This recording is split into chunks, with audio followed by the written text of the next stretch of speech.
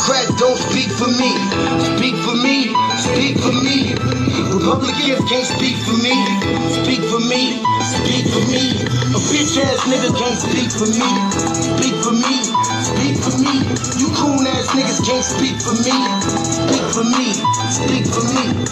Listen here, this is a fact of life. I be rapping like Nat Turner came back to life. Grab Donald Trump by the pussy, he ain't acting right. I never run from a conflict, I be glad to fight. It's a very cold world that we live in. Somebody please tell Elizabeth you're not an Indian. You just trying to con them people to get the benefit. Just another immigrant stealing from the Indians. That's some punk ass shit and that's too lame. Now we finna step over to Andrew Yang.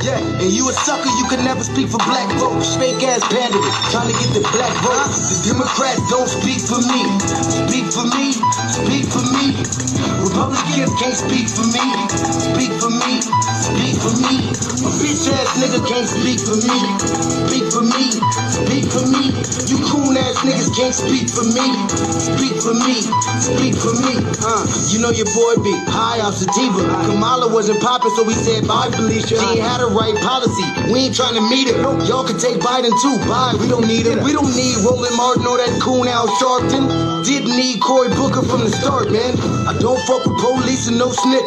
You know I'm coming with the heat when I spit it. The Democrats don't speak for me. Speak for me, speak for me. Republicans can't speak for me. Speak for me, speak for me. A bitch ass nigga can't speak for me.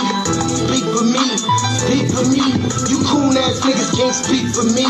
Speak for me, speak for me. If you ever go to court and this is your luck, try not to get fucked by Benjamin Crump. I know it's hard. You and all go is hard.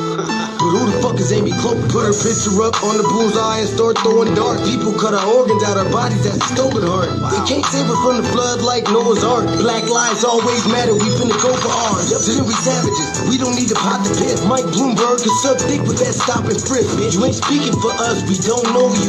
Bernie Sanders, they get your funky ass on too. The Democrats don't speak for me. Speak for me, speak for me. Republicans can't speak for me. Speak for me, speak for me. A bitch ass nigga can't speak for me. Speak for me, speak for me.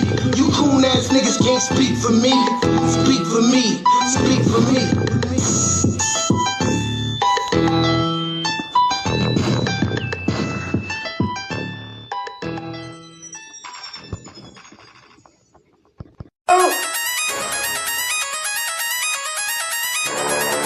I'm talking about Shakur going crazy. People going crazy in these motherfuckers. Run that shit back, man. But it's nothing. Nothing about a woman all day.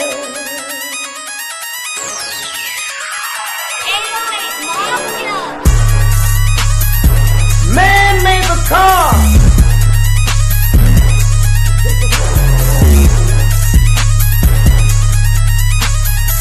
Man made the train to carry the heavy load. Man made the electrolyte to take us out of the dark.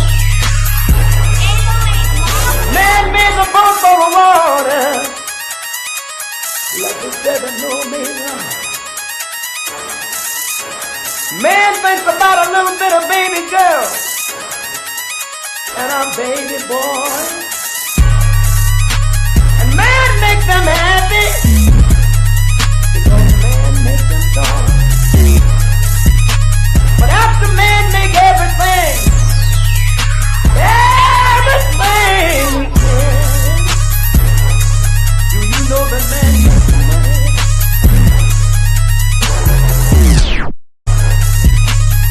To buy from other men. This is a man's world.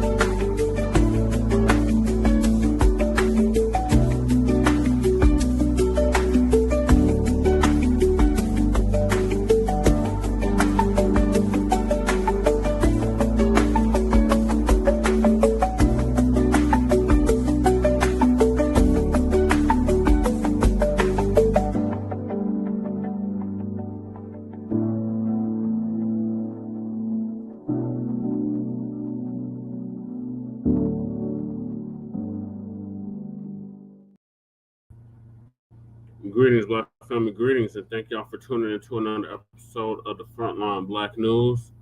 I'm your host, Che and Krona, and we're joined with the other host, Lady Che, and we got Kahari with us as well. He's playing the game, so he's just listening, he said. So, and hopefully he'll be joined with Shabaka, but he's probably asleep or something. But on this Season 5, Episode 45, Part 1 of the Frontline Black News, we'll be discussing several topics. The first topic is, of course, those tangibles, like Mac has put in the chat. Tangibles 2025 all the way up to 2100. Continue to mass up the tangible for your vote, Black family. Then we got Laura LOOMER, female Charlie KIRK calls Representative JASMINE CROCCETT a ghetto black bitch. Then we got big rest in power to the Queen Mother Assata Shakur and the legacy of the Black American resistance. Queen Assata Shakur, godmother of TUPAC, passes at 78 in Havana, Cuba. So I got a few clips lined up about her. And then we got less than 2% of people in the U.S. own slaves debunked. Tennessee racists want all-white town. Oklahoma schools go full stupid.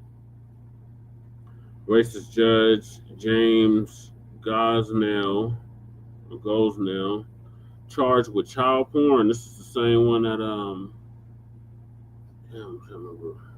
can't remember now. He tried somebody and let them off. I'm trying to remember who it was. Was it a Dylan Roof or one of the white supremacist shooters? Sister with white mom says her mom purposely had mixed kids to treat them wrong. And last turn now, least full force authorized. Trump orders troops to Portland, Oregon, other cities to battle domestic terrorists. Yes, that's right, Mac. The FBA, emphasis on FBA, because these pan goofies just don't get it. I've been arguing with them all day, and it's just like, oh my God, they still don't freaking get it. But RIP to the FBA queen, Assata Shakur. We are based out of East Denver, North Aurora, Colorado. We get the news from a frontline and Black First perspective. We are part of the New Blacc Media and also the signal boosters of the New Blacc Media. We have been around for 5 years now and counting, and we have several platforms that are part of the Frontline campaign. Frontline Black News is the first one, along with Shabaka's Black Experience Enhancement. That started on Blog Talk Radio.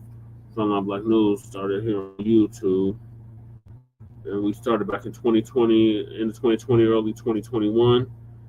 Please join us on StreamYard, YouTube, Frontline Black News. The links to all of our channels are in the description, including the RBA, which Lady Che did earlier this morning. So make sure y'all check that out. Jay Militant's channel was Cracking TV with Jay Militant, and Kukizi, who does our intro track, his YouTube link is also in the description. And our brother out of Watts, California, who's now in Houston, Texas, the Church of Black Power, his link is also in the description. Also, the petition for reparations is in the description. The GoFundMe for the Black student that was expelled for mocking Charlie KIRK's death is also in the description. And Lady Che's GoFundMe is also in the description. Please support the GoFundMe that Lady Che has set up. And we got copyright disclaimer under Section 107 of the Copyright Act of 1976. Allowances made for fair use purposes such as criticism, comment, news reporting, teaching, scholarship, education, and research. And we do not own the rights to the music. And if you don't understand racism, white supremacy, what it is and how it works, everything else you think you understand will only confuse you. And that's by the great Nelly Fuller Jr., who just transitioned this past February, produced Justice.com. Also, when you, a Black person, are captured by any race soldier, you must never fuss, fight, or flee. Comply and defend yourself in court. Also by the great Nelly Fuller Jr., produced Justice.com. And last but certainly not least, racism and white supremacy is conscious and subconscious behavior to maintain white genetic survival, to prevent white genetic annihilation. And that's by the great Dr. Francis Cress Wilson. So I apologize for running about an hour or so late, but we show must go on. So yeah, they don't understand Mac 285, and it's just like, I don't know how much you can educate people that don't want to be educated. But they keep telling us we're all Africans, we all came from Africa, and if we don't acknowledge that, then we hate Africa and all this bullshit. And it's just like, I can't do it. I can't do it. I can't do it.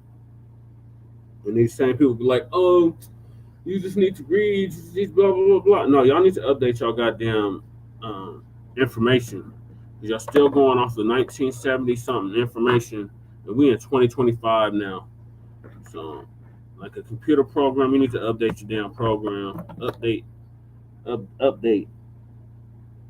They don't want to update because they set in their ways. So, I don't even want to waste my time on them no more. Yeah, exactly. They don't understand that though, Mac 285. They really don't understand that. You think they would understand it by now, but no, they don't. Yes, Pan-Africanism is dead, it's been dead for quite a while now. It's been FBAs, it's been the main ones that's been championing that shit, and it's not being reciprocated on the continent or throughout the diaspora. So we're just like, look, we can't do this shit no more. And then when we say that, oh, you hate Africa, no, I don't hate Africa. I really don't. I don't hate Africa. I hate that they allowed these goddamn tethers to come over here to try to undermine us. That's what I hate.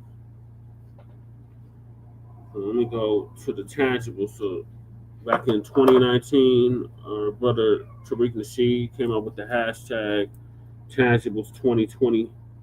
And in it, he was detailing everything that we, meaning the foundational Black Americans, were going to demand from the two-party system. So let me take this banner down.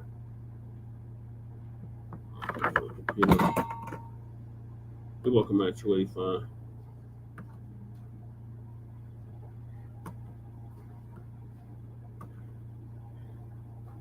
Let me share my screen.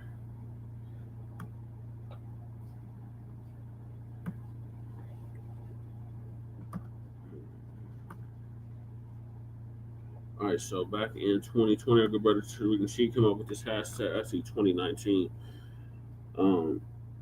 So back then, the 2020 presidential elections were coming up. We've already had the presidential elections last year in 2024. Well, we gave the Democrats a defeat they had not expected. And the next presidential election is in 2028. We got elections going on in several big cities this year in 2025. Next year in 2026 is the midterms. 2027 is the next Denver election. And 2028 is the next presidential election. So all those elections are coming up. And foundational Black Americans are going to reject the 50-year-old plus malign neglect policy that has been implemented by the political system. This malign neglect policy mandates that Black Americans should be ignored and only mentioned in vague and non-specific terms. And that came directly from Dr. Claude Anderson. And shame on anybody that disrespects Dr. Claude Anderson. He didn't just write books. He wrote policy. And he told us that these politicians are practicing this malign neglect policy since the 1960s, where they don't offer Black people nothing, but they want us to go out and vote for nothing. So shout out to Dr. Claude Anderson for waking us up to the political game, and shout out to Tariq Nasheed for passing the game on to us, so we knew what was going on in regards to politics. So they lump in foundational Black Americans in the groups with minorities, immigrants. We are not immigrants. We're not Africans. We're not immigrants. We're not foreigners to this land. We're the only non-immigrants in this country. People of color, BIPOC, marginalized, underserved, underprivileged, underrepresented, downtrodden, communities of interest, etc., has only hindered the progress of Black Americans as a group while providing tangible benefits for other groups. In this election cycle, like I said, the 2025, what's going on right now, the big cities like New York got an election going on right now. 2026, the midterms, which is the Congress, the House of Representatives, and the Senate. 2027, the next Denver election for mayor, city council, etc. In 2028, for the next presidential election, Black Americans are going to insist that our needs are specifically met by politicians who are seeking our vote. Foundational Black Americans want tangible benefits specifically for us. We do not want trickle down secondary benefits that are provided for every group. Every group is not systematically marginalized and disenfranchised in every area of society as foundational Black Americans. So, we refuse to be lumped in with groups who often assist in the exploitation and disenfranchisement of Black Americans. So, politicians must offer tangibles. Specifically, the foundational Black Americans, or we simply will not vote for them. Be sure to spread this message far and wide on social media using the hashtag tangibles2020. This is 2025. It's tangibles 2025. And like I said, next year will be tangibles 2026. And so on and so forth, all the way up to 2100. Continue to master the tangible for your vote. And when we're talking about something tangible, we're talking about something that's real, something with substance, something you can count, measure, feel with your own hand, i.e. reparations. Like if I turn my camera on, you can see I have a t-shirt on that says reparations now. The lineage-based cash payments to the descendants of American freedmen, Foundation of Black Americans, descendants of American child slavery freedmen, an anti-Black hate crime bill, land allotments, land grants, tax-free exemption, etc., etc. Something that's specifically lineage-based for us. If they're not offering that, then don't waste your time voting for them. And that goes for the local, state, and federal level. All right, Lady Che, what are your thoughts on the tangibles? I agree. Can you hear me? Yeah, I'm going to probably turn the oxygen off. But yeah. Can you hear her, Mac? It looks like just Mac. I agree with what you just said. I think that if you're feeling tired now, just like I've been tired of telling people what it was for the last fucking 4 years. Yeah, he can hear you. And they don't want to listen. You can't keep trying to lead people to water. They don't want to go. Well, it's mainly these niggas. So, I would say keep an eye on it. Keep an eye on the local elections because even though we don't want to vote, might have to, just not have to. Mac is shouting you out. He said, "Hey, Lady Che." Hey, other than that, He said he can hear you. what I'm saying is like I don't like none of these motherfuckers are gonna run for office. Reparations. So we need to not have them vote in, and I don't want to vote for none of the shit that's going on the ballot. So I'm gonna hold my vote. Why? Because none of this stuff that's in the ballot makes sense to me physically. It's all lies. I just listened to the budget with the mayor, and I knew it was all lies. Yeah. I don't like any of the people that are gonna run for office when it comes to city council or mayor in the following years. So I'm not gonna vote for them. I'm gonna hold my vote like I've been holding it. Although I do have a question about it, like if we were holding our vote, what happens when we decide we want to run? You know what I mean? Well, we're offering something tangible. We're offering tangibles, right? So I just say everybody hold their vote like they hold their Swilla, or like they hold their kid, and don't do it. Go on Black Vacation. Back then, everybody jumping on Black Vacation. Now so late in the game, I shake my head at y'all. Y'all should have came on Black Vacation with me. I've been thoroughly kicking it. Go ahead. Can you hear me? Yes, yes, Max said he can hear you. It's all raspy. All right, thank you for that, Lady Che. Yeah. Yeah. So yeah, continue to mess up the tangible for your vote, Black family, all the way till 2100. Okay, So add one thing, Jesse, yeah, go ahead, Lady Che. real quick. We're gonna go to city council on Monday, and so they can only hear us for like 3 minutes.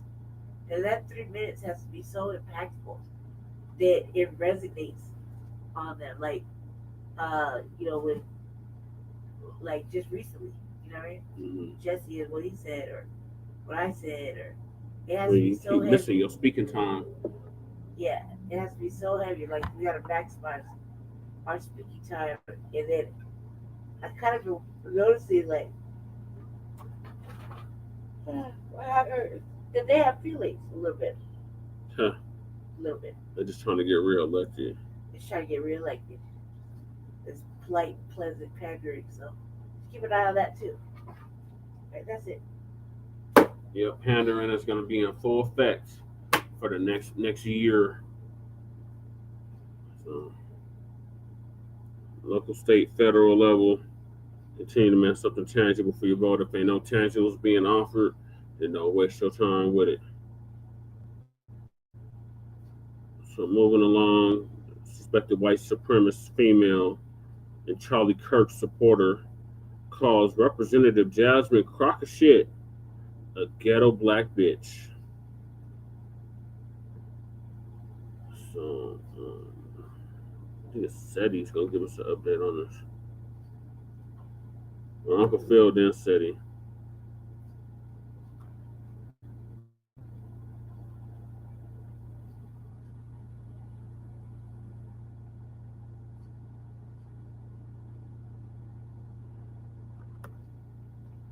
So we got 1,001 windows open. It's like super lagging. You know, I don't know if you heard of this woman by the name of Laura LOOMER. Now, she is one of these far right, people that's running around MAGA, and she's just like I said, you already know her get down. I don't have to say anything more than that. But it was kind of going in the news that LOOMER decides to start Jasmine CROCCETT names. Okay, so that one, I'm going to put the tweet up exactly, or post, whatever they call it on X now, about Laura LOOMER, and really, it's not about even going in on Laura LOOMER right now. We're just going to talk about her reality, because her reality is really the roast session, not so much her talking about Jasmine CROCCETT. Well, let's go ahead on and look at this real quick. All right, so you see, Laura LOOMER had posted Jasmine CROCCETT's homeboys and homegirls are big mad. Now she's using terms that black people use. You can't hate black people and then use our vernacular. That's what makes y'all, people like her, weirdos. Right. For what I called her, what she is, ghetto. Okay. Hey, saying somebody's big mad, that would be considered ghetto as a term for black for y'all. Now I say you're trailer park. Yep, trailer park trash. I guess I finna watch my back. God forbid Shaniqua pops a cap in my, well, you see here, you feels me. Now she's running, saying all this stuff, right? But she calls Jasmine CROCCETT ghetto. Now, a lot of people is going at her about that, but here's her reality, okay? Here is her reality. Let me go on and get up on the screen, ladies and gentlemen, her reality, okay? Now, this is Laura LOOMER, and this is Jasmine CROCCETT, okay, side by side. Now, if you look at the both of them, which one looks older than the other one? Just by looks alone, which one look older? It's safe to say that Laura LOOMER on the right looks much older, just based on this picture. But you know who's the older woman on this picture? Jasmine CROCCETT. She's the older woman on this picture. You know how old Laura LOOMER is, ladies and gentlemen? Laura LOOMER is 32. Yes, I'm going to repeat that again. She is 32. Yeah. She is aging in banana years, okay? She's aging like a banana. 32 years old. Jasmine CROCCETT is 12 years older than her at 44. See, Laura Loomer, let me tell you something. When you look in the mirror and you look at yourself, and you even had some plastic surgery, and that didn't even help you, right? See, women like you in your community, let me go ahead on and hot you for a minute, Laura. So, started at the store, because I've studied y'all have a progression, okay? Harder too. And when it comes to the women, so basically, Laura hit the wall. Let's just call it what it is. She hit the wall at 32. Jasmine haven't hit the wall. And if Jasmine take care of herself, she probably won't hit the wall, because black women got an extended time period just with their melanin alone, right? So Laura's hit the wall. And usually when they hit the wall like that, they get all bitter. That's when they really lean into their racism. Yeah. You get what I'm saying? So Laura's really leaning into it at 32. You imagine what she look like at 44? let me hold on. Put the picture back up here so y'all can look at it. You imagine what this woman gonna look like at 44? You know, she see that day. You wonder how what she'll look like at 44. If she looking like this now at 32. Once again, 32. Now, when a woman like Laura hit the wall and leans into her racism, you know what really just really bugged them? We really bug women like Laura. What bug her is a sister like Jasmine Crockett. Let me tell you why. First of all, Jasmine Crockett is 12 years older than her and look younger than her at 44 years old. So that really bothers her. Number two, you know, Jasmine Crockett be, you know, wearing her outfit. She be look, you know, I see Jasmine dressing up. She be looking fly at times. You know, she got her style. Jasmine is very slick at the mouth. Women like Laura hate that. They hate that. That when a black woman slick at the tongue. Jasmine is educated. She got degrees. She's a lawyer. She's a congresswoman. She's popular, whether you say what you want to say or not. She's one of the most popular Democrats as of right now. Though that is things that Laura could never be. Any of that, what I just said. Laura couldn't even get her plastic surgery right to make her look younger. You feel me? So she is sitting up here leaning into racism. What in the hell are you doing? And beyond which, Laura, you probably would want to learn something from Jasmine. But since you're calling the ghetto and all, what makes her ghetto? I want to know what actually makes her ghetto. See, you tell on yourself, because to you ghetto means black. To us, ghetto is a location of low-income housing. But see, this is what they did. Then I guess you think you're insulting her or insulting black people when you say finna. I'll say, okay. Are you insulting black people when you say big mad? You're actually making yourself look bad. Because if you're going to be anti-black racist, well, at least use words that y'all come up with, which is not many, because you just don't have no vocabulary. Let's call it what it is. Falling off. Damn. You make yourself look bad. You're obsessive over Jasmine Crockett. She ain't got nothing to do with you. All this, listen, like we was talking about, y'all done got everything. Y'all done got the Supreme Court. Y'all have the House and Senate, pretty much. You got the presidency. You got everybody you want, and you still mad? What are you mad for? And that's never a good look on a woman to be mad all the time, because it ages you really fast, and you really don't need nothing to age you, because we see what you look like at 32. You need to try to be the happiest person ever to hopefully slow your aging. That's your biggest issue with Jasmine Crockett, is just the age thing. That's what it is. Say, man, why I can't look that way? God, man, why can't I speak that way?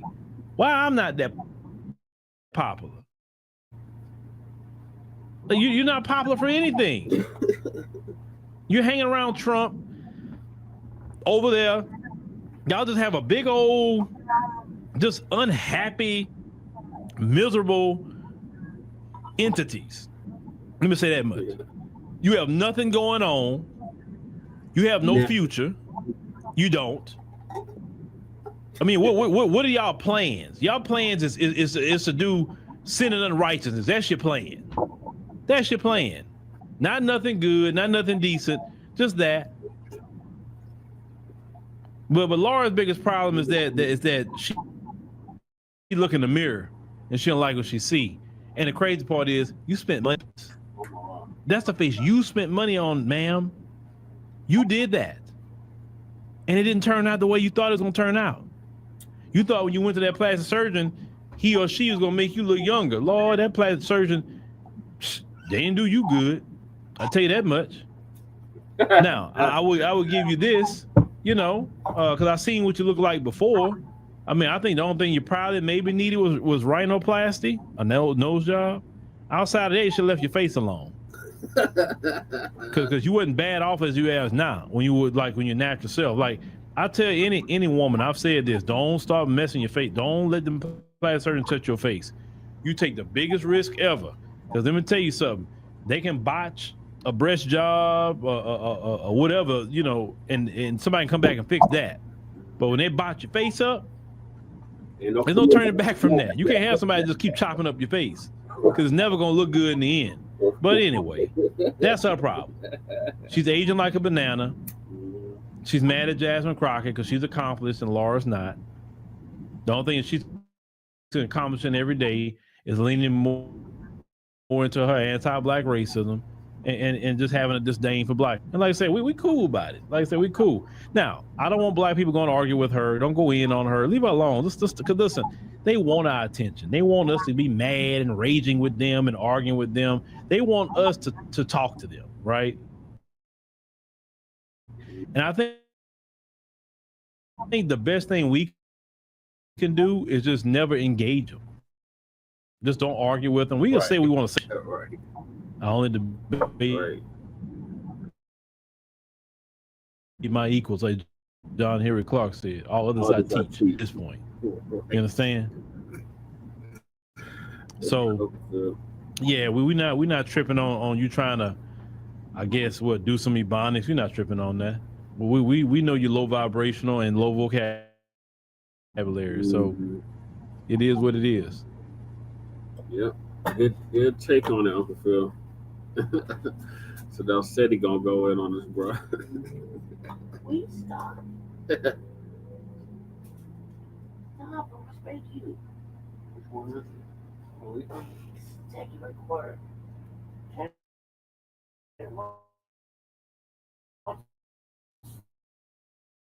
Try to watch something. All right, family. Black Power, Black, get your mind ready for some information that's guaranteed to be heavy. I'm excited, delighted to be accepted members to not only the Sarasun SETI YouTube page, but the General SETI YouTube page. Two dynamic powerhouse institutions on YouTube, giving you nothing but Black Power, Black Divinity. I want you to subscribe immediately. I want you to become a member. Link for the membership right down in the video description. It's in the chat. All you have to do is just click it. You get a video introduction, rundown on the memberships, what they entail. You see what you like, you should most definitely join. Even if you don't, I appreciate your presence here at the Sarasun SETI General SETI YouTube page.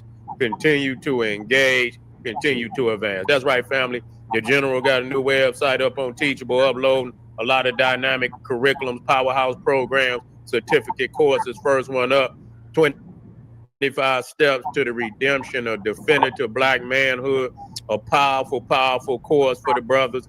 You can get a preview just by clicking that link right over there in the chat. Also included the Brotherhood of Heru Roundtable live stream where the brothers meet once a week, discussing very vital, important, powerful information pertinent to our growth and development. Make sure you get over there and check it out, family. Become a brother, become a member today. That's right. Ring the alarm, KingSETI.com, online marketplace, official General Sarasun SETI DVD lectures, t-shirts, tank tops, hoodies, African and Kemetic jewelry, holistic tonics and remedies, home decor, accessory for every room in the house. I got something for you, family. I know you're going to like and love. Get over there, check out that catalog, get a discount, shop and save and shop. Everybody know the General got the pop in his page on Patreon by far. I want you to get on over there. The link is right at the top of the chat. Over 500. Fire. You see what I'm saying? You cannot get this on any other platform on the planet. You should most definitely get over there. We got 5 tiers, 5 levels. You can start at the bottom and you already still got a treasure chest. Don't even matter. You understand what I'm saying? And when you're ready to eat more, you can go up the levels. That's how we do that, family. But get over there and get that 5. To all the family out there, donate to the general. Thank you. Appreciate you for the fact you appreciate me. Any of the family out there would like to donate, the link is right there in the chat. Thank you much. Make sure you subscribe to all my YouTube channels. King Seti, General Seti, Sarasun Seti. Rock that notification bell. Get a video a thumbs up, like it because you love it. Share it with your family and friends. And comment. Just don't say nothing stupid because I will ban your ass. Here we go, family. We talking about these old racist Neanderthals. You see, they blood is boiling. They blood is boiling because we looking like we about to do some major thing out here. It look like we gonna do some major things out here, and they looking mad because we are no longer crawling and begging, and we trying to break through and do what need to be done to take it to the next level. And you got all these racist white nationalist hitmen out here that just for no apparent reason just come out of nowhere, want to start talking about our people. You got the Charlie Kirk, you got the what's the other one, Nick Fruity Tails, and you got and now you got this old ugly, I don't know what it is. You know, her name is Laura Loomer.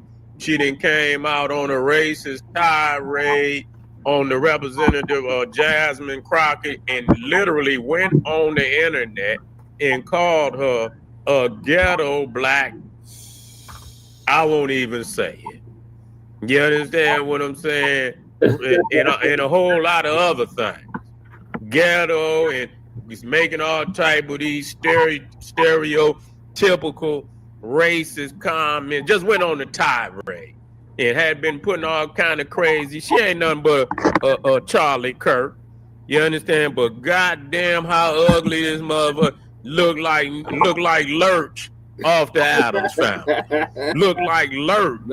You know what I'm saying? You say Laura, all you have to do is call her name Laura, and she'll be like, "You rang." That's what she'll say. That's how she responds.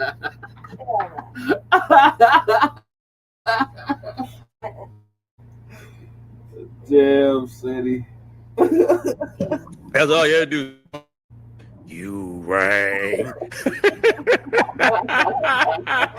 God damn, boy, you understand what I'm saying? I don't know if I could do a whole goddamn 20 minutes of that motherfucker back there. Oh my God. Right. You see what I'm saying? Got enough nerve, got a botch facial, you understand what I'm saying? You know what they facial surgery, what they call reconstructive surgery. Yeah. God damn. Boy, you know what I'm saying? You need to go get your money back. You understand what I'm saying? Unless they did a better job than when you went in. If you went in, I hate to see your motherfucking ass before you went in there. I tell you that. If they did, they probably came out, God damn, it was a success. I hate to see your ass before you went in there. Straight up.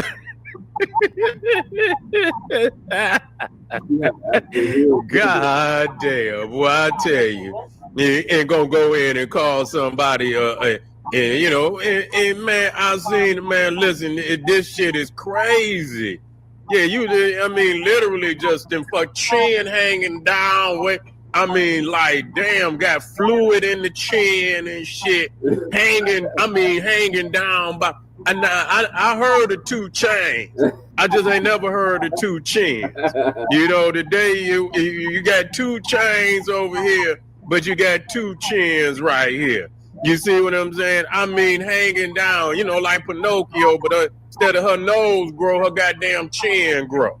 You see what I'm saying? Her goddamn chin grow down to the ground. Damn. I say, goddamn, you ain't gonna go on and the whole goddamn internet just drug her ass. Just drug her. Even white people drug her. Like, is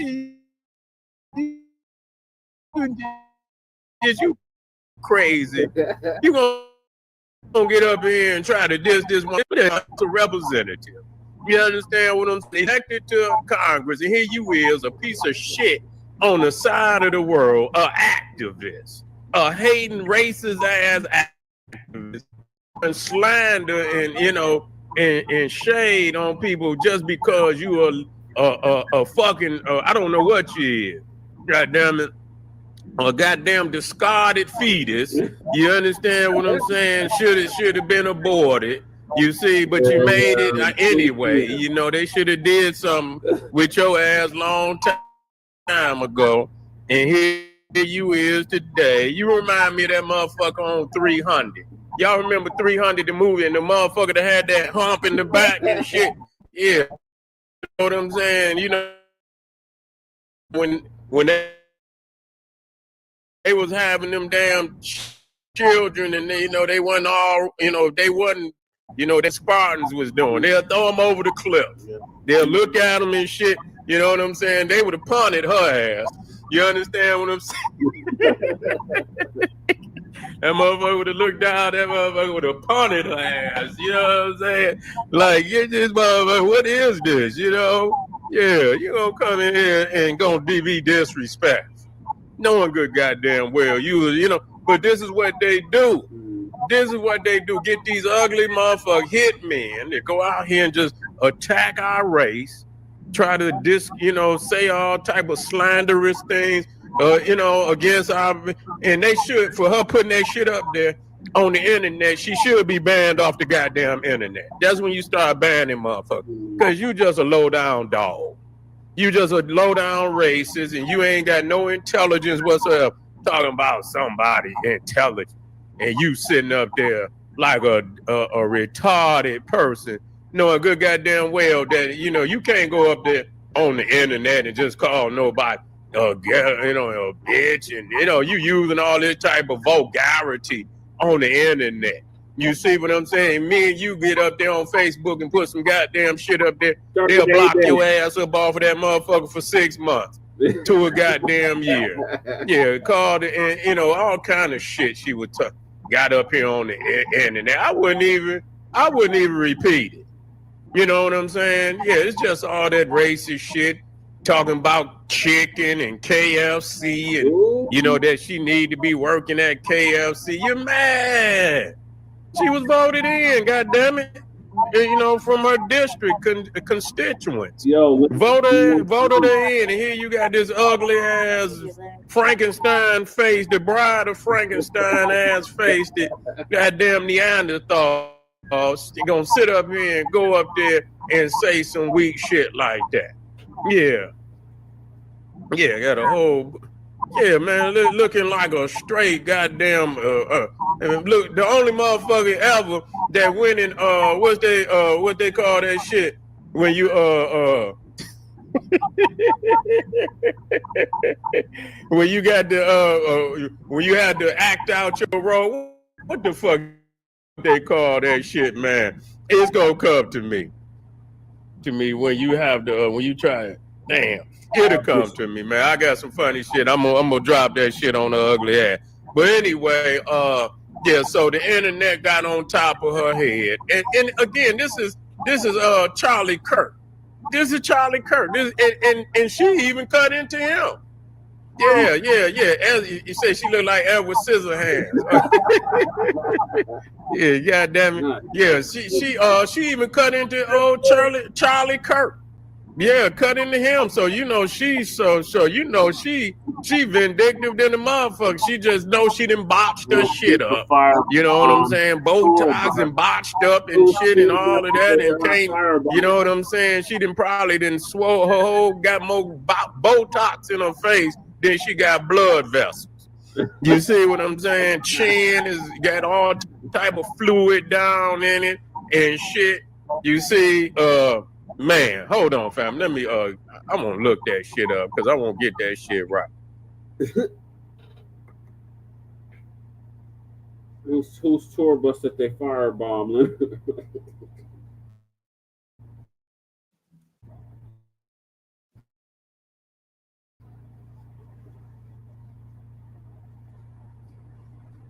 Oh, Ice Boobs True. Oh yeah, it's all dish. Yeah, that's the guy. I say, goddamn. Yeah, I say the only. Yeah. Oh, Laura Loomer, the only motherfucker that auditioned for Michael Myers and didn't have to put on no goddamn. Didn't have to put on no goddamn. What they call that shit? Costume. You understand? She was a. They say she's a natural and shit. She went right on in there and goddamn it, they gave her the goddamn role for Michael Myers. You see what I'm saying? She got the motherfucker that played Michael Myers. Did y'all know that? Didn't even have to put on no guy. Didn't even have to goddamn put on a costume.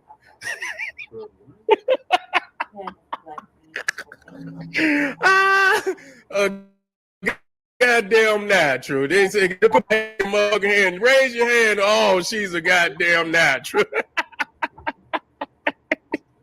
Goddamn, motherfucker was hollering for real. They, you know, she come out the goddamn dressing room, motherfucker jumping for real. Like, what the fuck?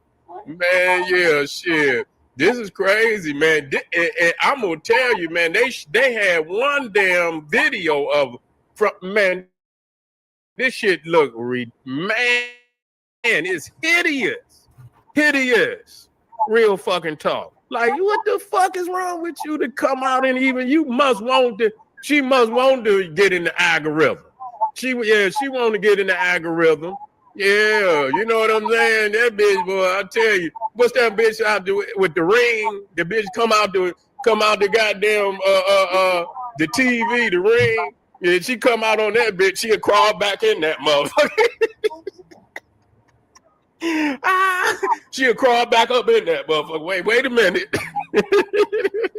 This the wrong motherfucking house and shit. I the grudge.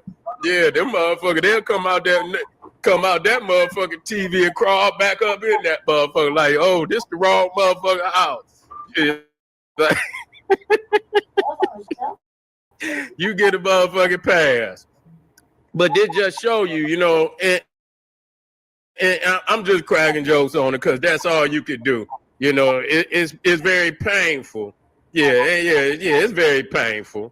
It's very painful that she ain't worth two damn dead flies, and you know she looking for some attention out there, and that just what you know. She ain't nothing but a female Charlie Kirk, and you know, trying to, you know, belittle.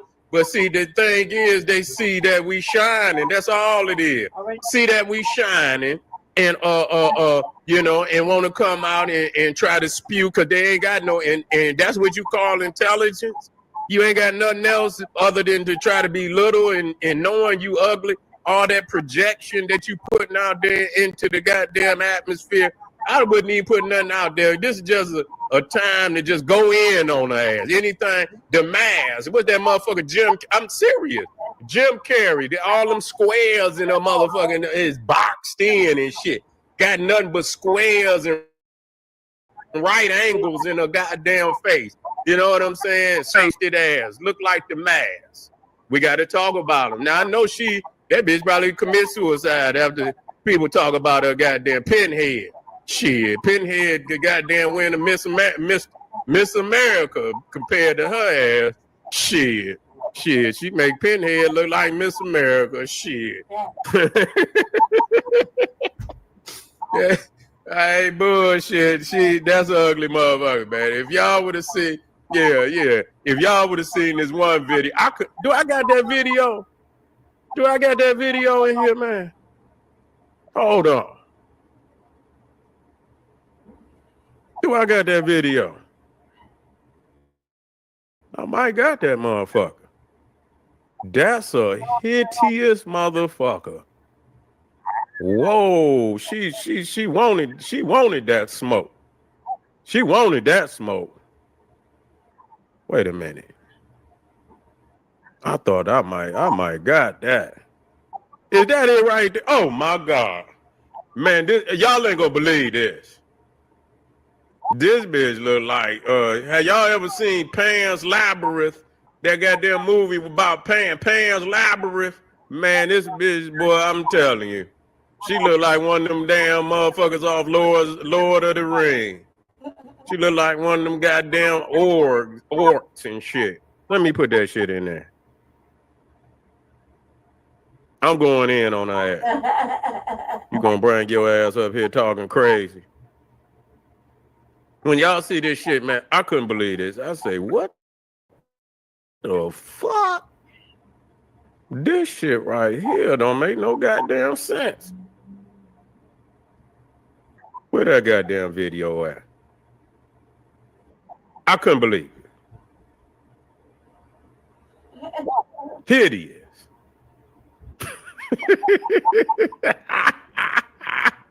Hideous, man. Like, is you kidding me? What? Let me see which one that is. Let me put this shit in here. Let me put something so I can identify this motherfucker.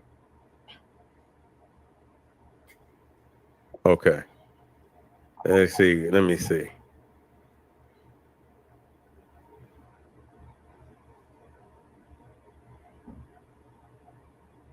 Okay, there you go, right there. Here you go.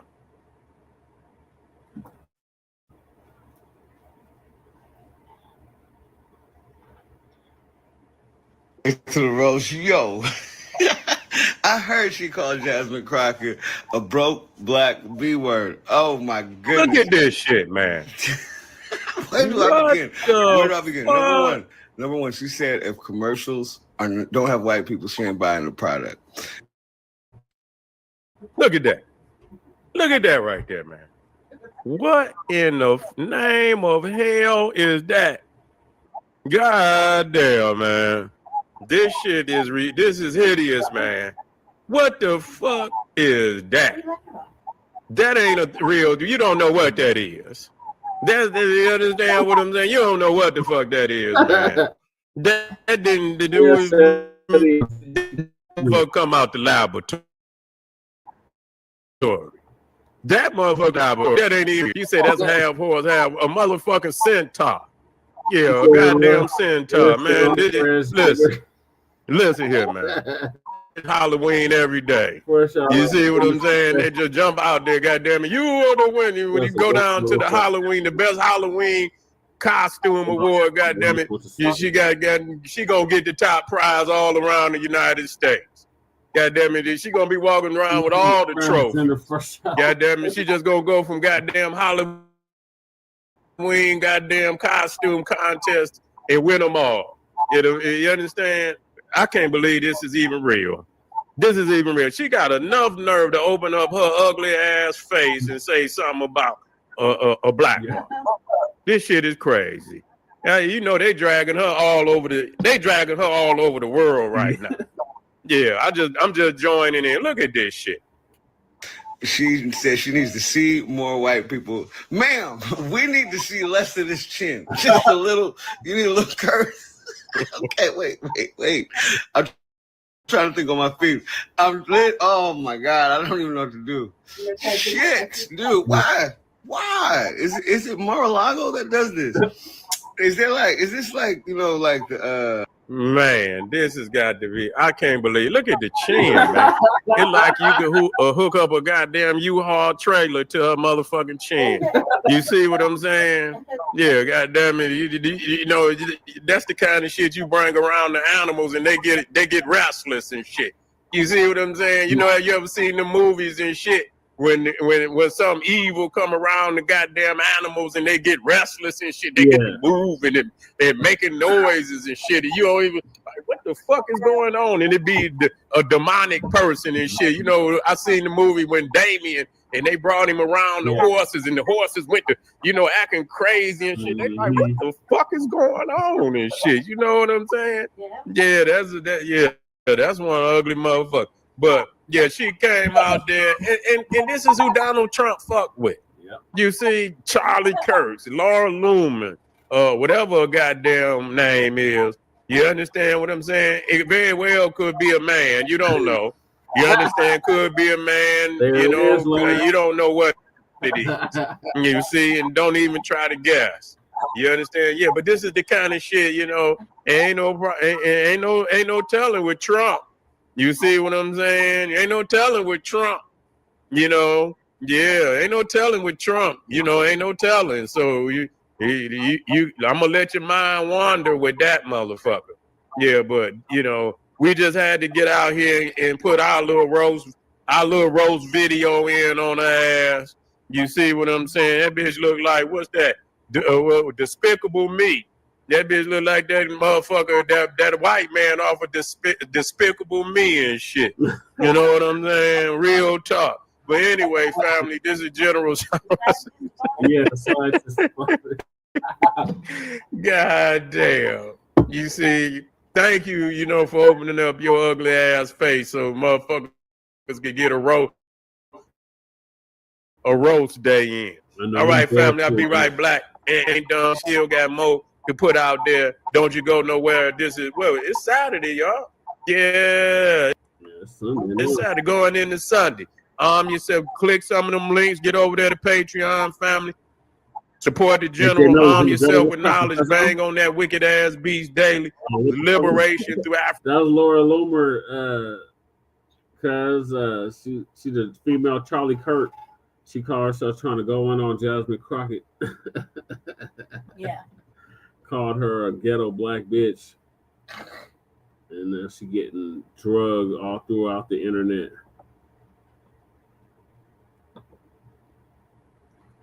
Yeah, so Seti was just clowning around.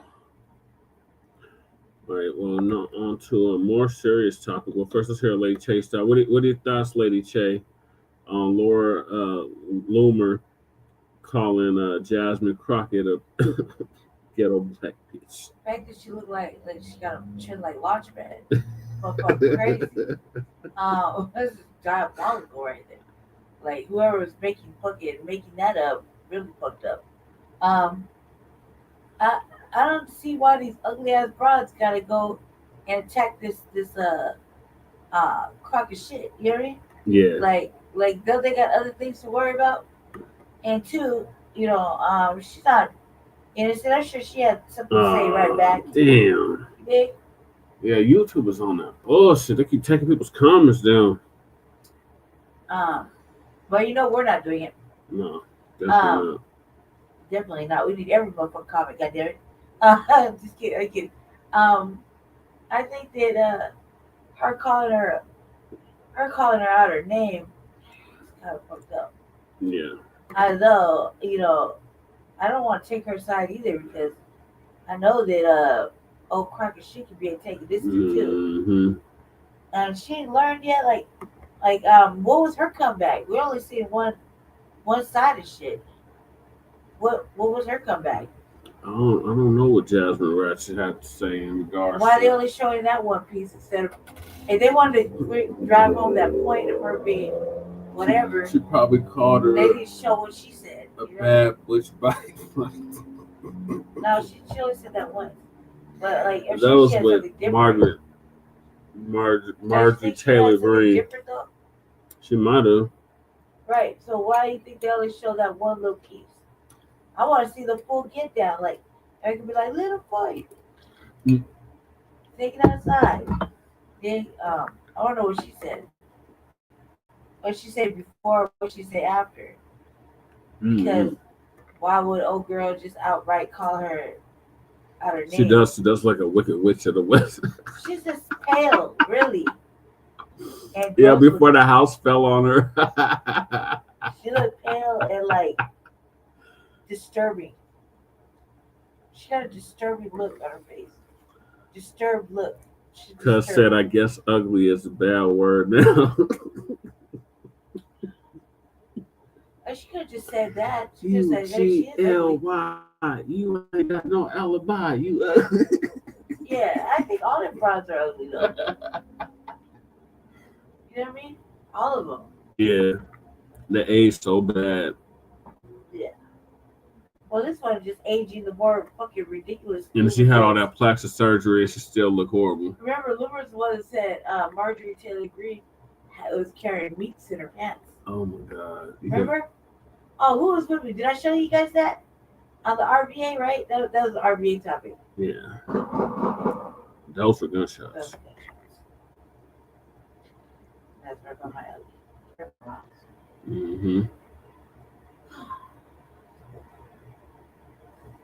Anywho, I don't know what she said. So either way, fuck Jasmine. Right. You can't stand when nobody don't stand up for her people. She's like an old woman from Hansel and Gretel.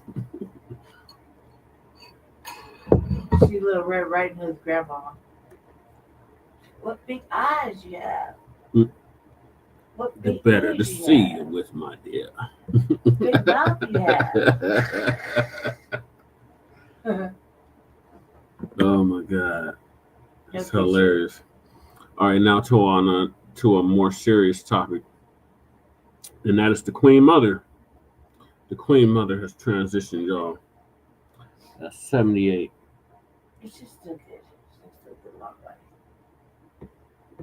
So our political prisoner, Tupac's auntie and godmother, Assata Shakur, has transitioned at the age of 78 in Cuba. They said she died of basically natural causes.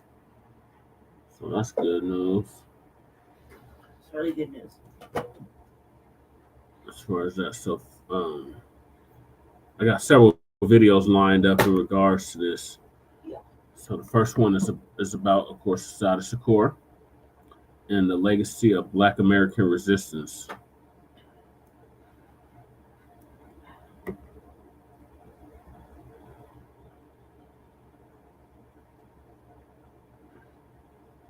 She looks like Charlie Kirk in drag. Yep, that's exactly what she looks like. That Laura LOOMER. Is she not married?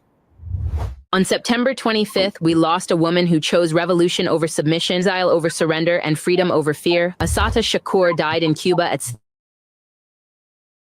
78, but her legacy lives in every Black person who refuses to accept injustice as inevitable. I need you to sit because we're going to talk about a woman whose story embodies the complexity, courage, and consequences of Black resistance in America.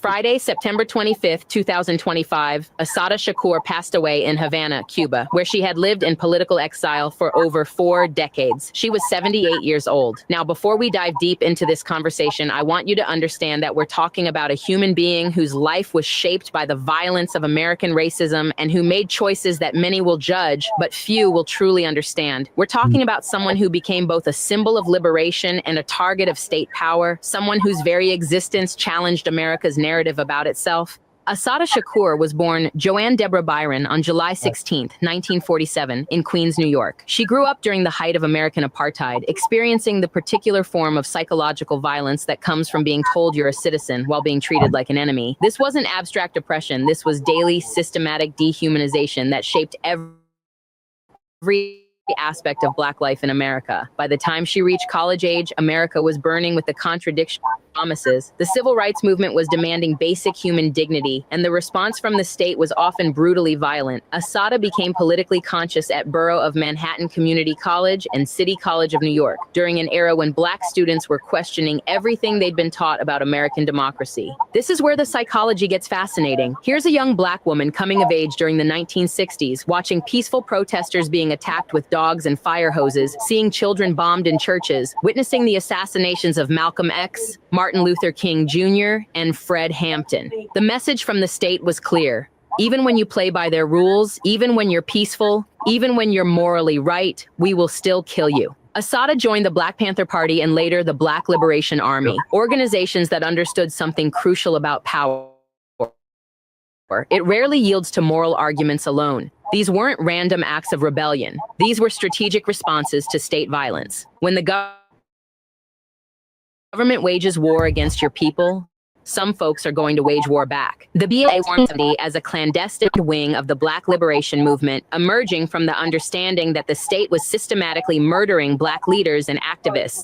Through COINTELPRO, the FBI was literally assassinating Black revolutionaries, destroying families, and infiltrating organizations. The BLA saw armed resistance as a necessary response to this violence. Now, this is where Assata's story becomes inseparable from the larger narrative of how America deals with Black resistance. On May 2nd, 1973, Assata was traveling on the New Jersey Turnpike with 2 fellow BLA members, Zaid Malik Shakur and Sundiata Akoli, when they were stopped by state troopers. What happened next changed the trajectory of her life forever. A shootout occurred. When the smoke cleared, Zaid Shakur was dead, state trooper Werner Forster was dead, and Assata was wounded with her hands raised. Another trooper was wounded but survived. The physical evidence told a complex story, but the legal system was determined to tell a similar. This was an era when the FBI was openly at war with Black liberation movements. J. Edgar Hoover had declared the Black Panthers the greatest threat to internal security of the country. The state had a vested interest in making examples of people like Assata. The trial that followed was a masterclass in how the American legal system operates when it decides someone is guilty before the proceedings begin. Assata was tried by an all-white jury in a climate of intense media coverage that painted her as a dangerous terrorist before she ever entered the courtroom. Her lawyers faced harassment and threats. The conditions were designed to ensure conviction, not justice. Medical evidence showed that Assata's wounds were consistent with her hands being raised when she was shot, suggesting she wasn't actively firing a weapon. The prosecution's case relied heavily on the testimony of the surviving trooper, whose account contained contradictions and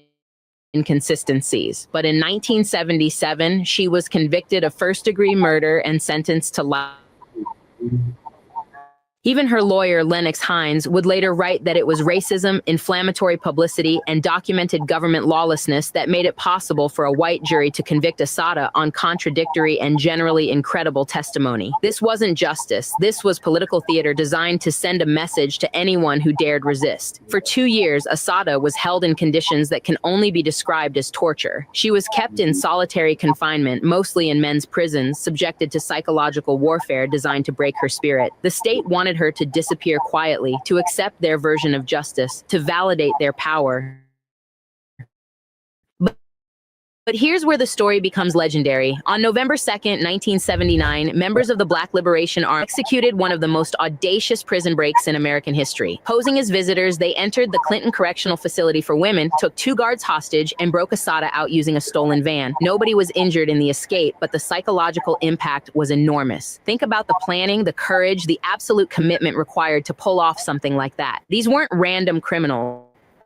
These were revolutionaries who understood that their comrade was being held as a political prisoner and that the system was direct action over legal appeals. For the next 5 years, Assata lived as a fugitive in the United States while the FBI conducted massive militarized sweeps of Black neighborhoods looking for her. They harassed her daughter, monitored her friends, and turned entire communities into drones. The state's response revealed the truth about American democracy. It only extends as far as your willingness to accept the conditions they set. In 1984, Assata surfaced in Cuba, where Fidel Castro granted her political asylum. This wasn't random. Cuba had a long history of providing sanctuary to Black Americans fleeing racial persecution. From Robert F. Williams to other members of the BLA, Cuba represented something America never offered: the possibility of living with dignity.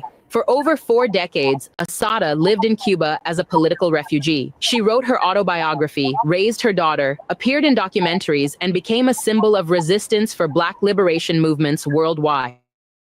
She never apologized for her choices, never expressed regret for choosing revolution over submission. The American response was predictable: $2 million bounty on her head. They made her the first woman on the FBI's most wanted terrorists list. They demanded her extradition every time Cuba-US relations improved. They treated a woman living quietly in exile as one of the greatest threats to American security. The psychology here is a woman who had chosen freedom on her own terms rather than accepting the limited options offered by white supremacy. Her very existence challenged the narrative that America was a just society where everyone could achieve liberation through legal means. Every president from Reagan to Trump demanded her return. They called her a cop killer, a terrorist, a dangerous fugitive. But what they really feared was what she represented: the possibility that oppressed people might choose armed resistance when peaceful means fail, that some folks might prefer exile to submission, that Black people might refuse to accept American definitions of justice. Assata's legacy is complex and challenging, and that's precisely why it's so important. She forces us to confront uncomfortable questions about violence, resistance, and the limits of reform. She challenges us to think seriously about what we owe systems that have never meant us any good. I'm not here to celebrate the death of Trooper Forster. That man had a family, a wife, a young son who grew up without his father. Death is always tragic, and the cycles of violence that shaped that moment on the New Jersey Turnpike were bigger than any individual involved. But I'm also not going to pretend that Assata's choices existed in a vacuum. She was part of a generation of Black revolutionaries who looked at American society and made a rational calculation. This system will never voluntarily grant us full humanity, so we must take it by whatever means necessary. They weren't wrong about the system, even if we might disagree with their methods. What strikes me most about Assata's story is how it reveals the hypocrisy of American narratives about freedom and resistance. We celebrate white revolutionaries who took up arms against British tyranny, but criminalize Black revolutionaries who took up arms against American tyranny. We honor the Underground Railroad for breaking unjust laws, but condemn the underground networks that helped political prisoners escape. The difference isn't moral, it's racial. America can only see its own violence as justified and necessary, while viewing resistance to that violence as criminal and terroristic. This selective moral blindness is central to how white supremacy maintains itself. Assata spent 41 years in exile, never able to return to the country of her birth, never able to family's milestones, never able to age in the communities that shaped her. That's a profound sacrifice, but it was also a form of victory. She chose dignity over surrender, principle over pragmatism, revolution over respectability. Her autobiography contains one of the most powerful freedom. It is our duty to win. We must love each other and support each other. We have nothing to lose but our chains. That wasn't just political rhetoric, that was a blueprint for liberation. Today's movements for Black liberation carry forward many of the insights that Assata's generation developed through struggle. The understanding that reform alone is insufficient, that the state will use violence to maintain supremacy, that international solidarity is essential, that women must be centered in liberation struggles. These weren't academic theories, they were hard-won lessons paid for with blood and sacrifice. The Black Lives Matter movement, despite its different tactics and strategies, operates from many of the same full insights about American racism that shaped Assata's political development. The recognition that we're dealing with systems, not just individual prejudices, that these systems are designed to extract wealth and labor from Black communities, and that meaningful change requires disrupting those systems. Assata's influence extends far beyond American borders. Throughout Africa, Latin America, and the Caribbean, her name is associated with the struggle against imperialism and racial capitalism. She represents the possibility of Black people defining freedom for themselves rather than accepting limited versions offered by white power structures. Her exile in Cuba also highlights the international dimensions of Black liberation. While American media portrayed her as an isolated terrorist, revolutionary movements worldwide understood her as a freedom fighter whose American racism connected to global struggles against colonialism and exploitation. The timing of her death is particularly significant. We're living through a moment when many young Black people are questioning the effectiveness of purely electoral and legal strategies for achieving liberation. Assata's life and choices provide a historical example of what it looks like when people conclude that the system cannot be reformed from within. I'm not advocating for anyone to follow her specific path. The conditions that shaped her choices were unique to her historical moment, but I am suggesting that her willingness to sacrifice comfort and safety for principle provides a powerful model for thinking about what liberation actually requires. Her legacy forces us to confront difficult questions about violence and resistance that most Americans prefer to avoid. If the state uses violence to maintain oppression, what are the ethical limits on resistance to that violence? If legal and electoral strategies consistently fail to deliver substantive change, perpetually disadvantage oppressed people, who has the authority to reject those definitions? These aren't abstract philosophical questions. They're practical challenges that every serious liberation movement must address. Assata's life provides one set of answers, rooted in a particular analysis of American racism and a specific commitment to revolutionary change. What I find most powerful about her legacy is how it centers Black women's leadership in liberation struggles. She wasn't following male revolution. She was developing her own political analysis and making her own strategic choices. She understood that Black women face unique forms of oppression and that their liberation is central to social transformation. The fact that she became the first woman on the FBI's most wanted terrorists list reveals something important about how the state views Black women who refuse to stay in their assigned places. The combination of racism and sexism that shaped her persecution also shaped her resistance. As we process her death, I want us to remember that Assata Shakur lived her entire adult life according to principles that most people over surrender, principle over pragmatism. She paid enormous personal costs for those choices, but also something that few people ever manage. She lived and died on her own terms. Her daughter Kikuya Shakur confirmed the news of her death, describing the depth of loss she feels. That reminds us that behind the political icon was a mother, a grandmother, a human being with relationships and responsibilities that transcended her public role. Assata Shakur's legacy is cemented in our freedom because she expanded our understanding of what resistance can look like, what costs some people are willing to pay for liberation, and what it means to refuse the terms offered by oppressive systems. She proved that some people will choose dignity, safety, principle over comfort, revolution over reform. That's not a choice everyone will make or should make, but it's a choice that needs to exist as a possibility. Her life reminds us that freedom is not given, it's taken. Her death reminds us that the struggle continues and that each generation must decide for itself what sacrifices it's willing to make for liberation. Rest in power, Assata Shakur. Your chains are finally broken and your legacy lives in every Black person who refuses to accept injustice as inevitable. No. Really good. Okay, so that's the first one I have for y'all. Now, video Crew did. Shout out to Crew Reality. He did a video about the Queen Mother as well. It's real short.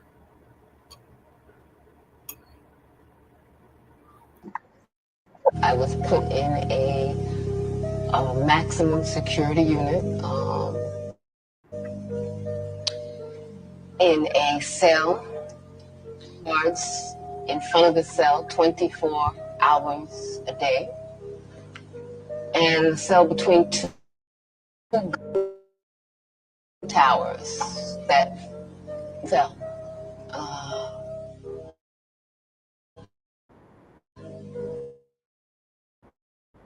I was told that I was in the Yardville unit for women, and they tried to keep me there for the rest of my life.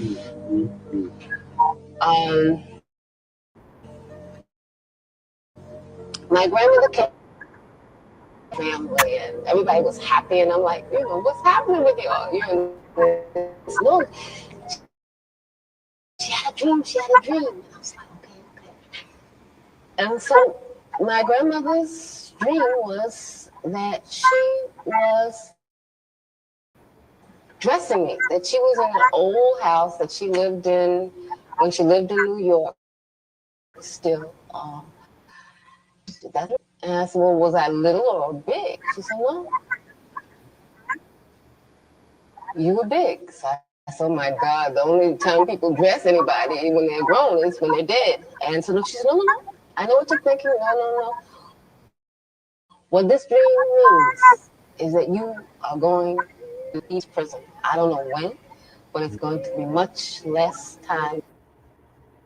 That was right before the BLA broke her out.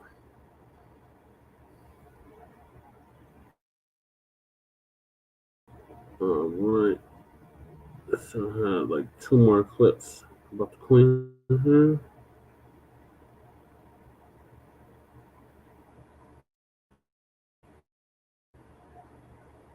Those are some of the headlines. This is Democracy Now!, democracynow.org, The War and Peace Report. I'm Amy Goodman. And I'm Juan Gonzalez. Welcome to all of our listeners and viewers around the country and around the world.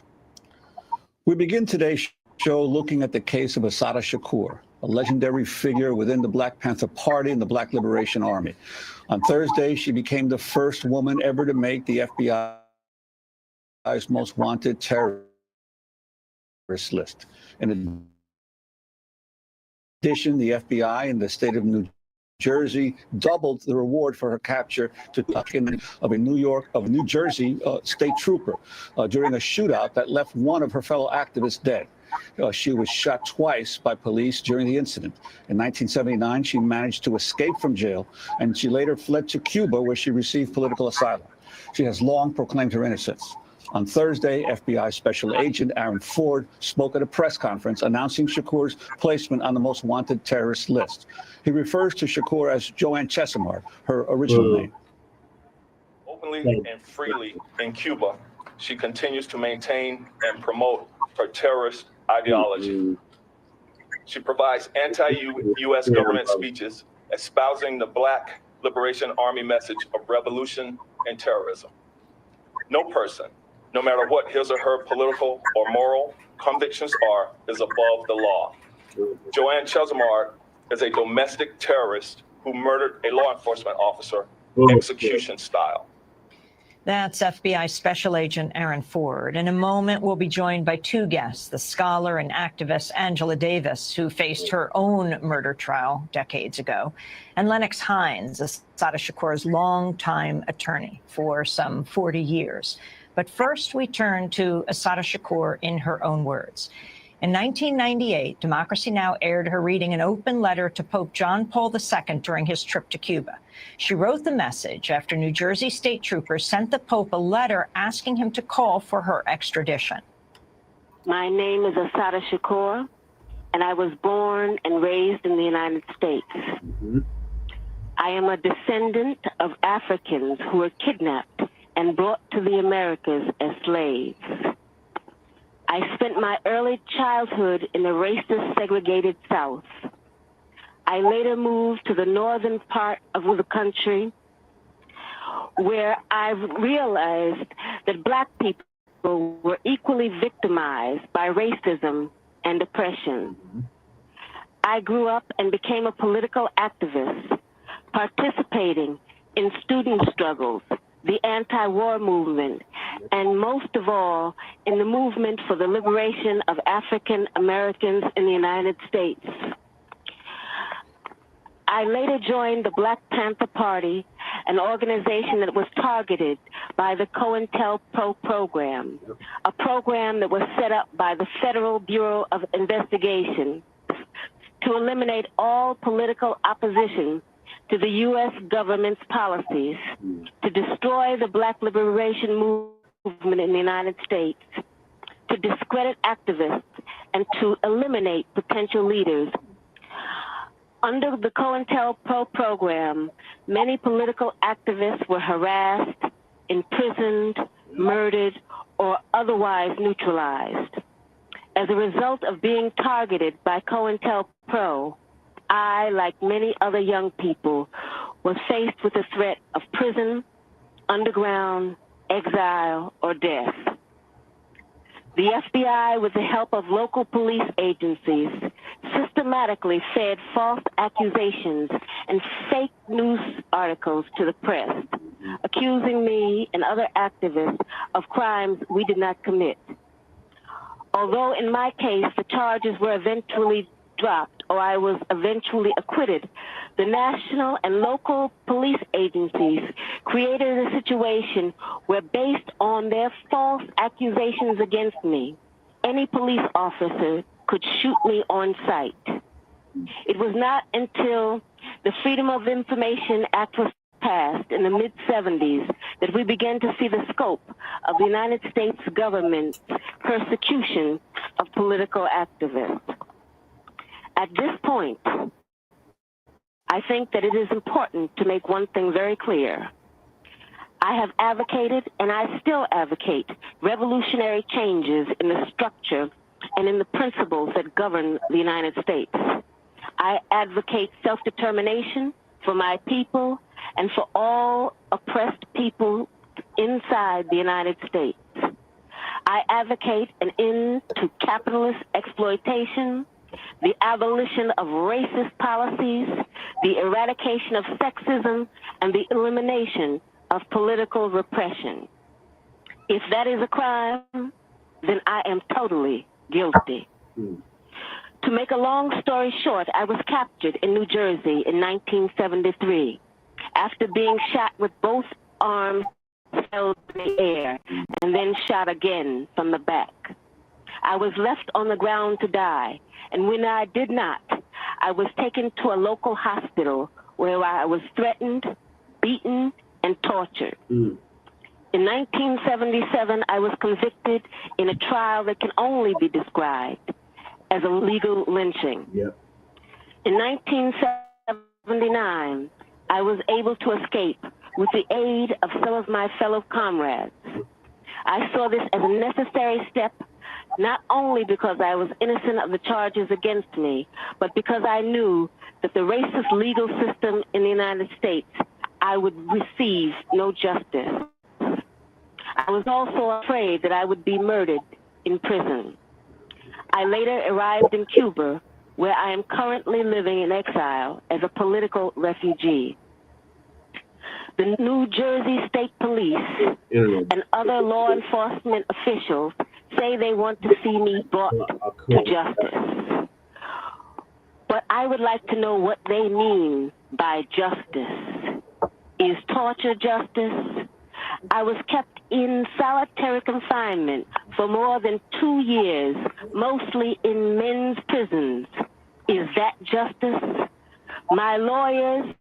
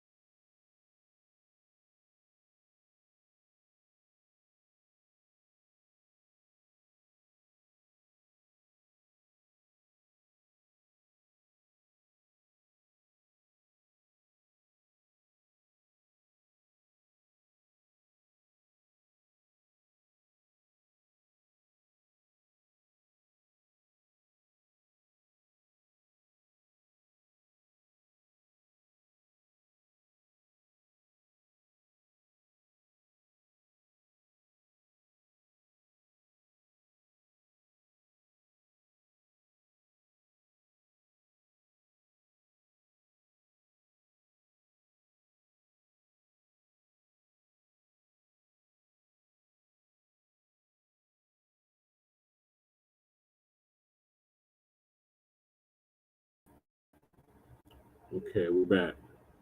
Now let me put this back on.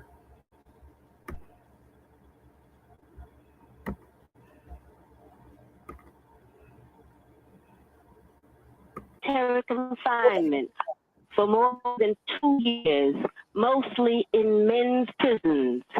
Is that justice? My lawyers were threatened with imprisonment and imprisoned. That justice?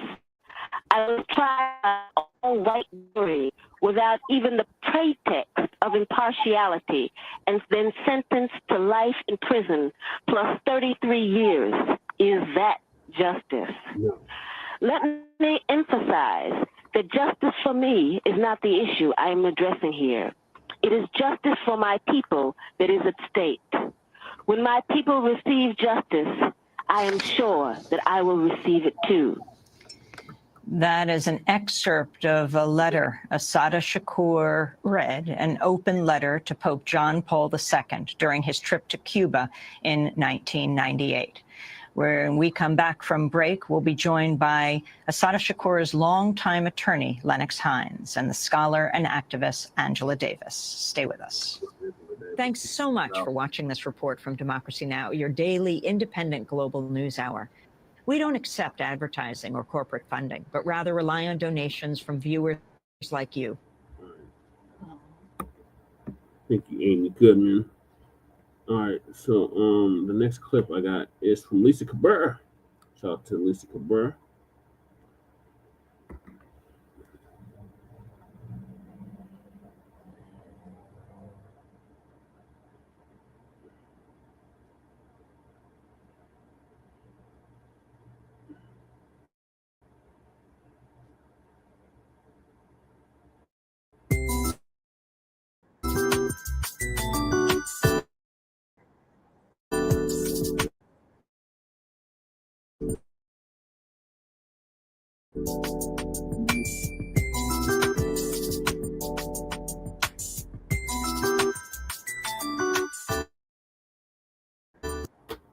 What's up, world? Let me tell you about this beard growth oil I got from 12 tribes on Earth.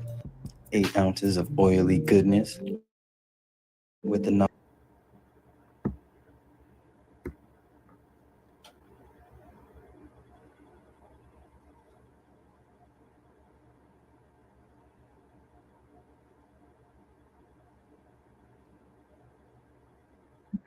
Ladies and gentlemen, I'm just hearing about the passing of Assata, Shakur, and, well, they never got her, did they? Nope. That's the first thing that came to mind, because, you know, they were trying to get her. I remember even as far back as Reagan, they were trying to get her. And then I remember they were offering $25,000 to anyone that would go down to Cuba and get her. She never got taken out of Cuba. And Fidel Castro, when he was alive, he wouldn't give her up. Nope, he wouldn't. And, you know, a lot of people don't realize she did not flee to Cuba by herself. There were several other Black Panthers that fled to Cuba. You know, she was just probably the most well-known out of all of the ones that went there. But she definitely was not alone. So she was 78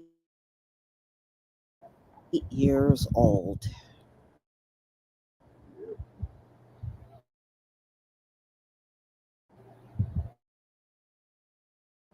Rest.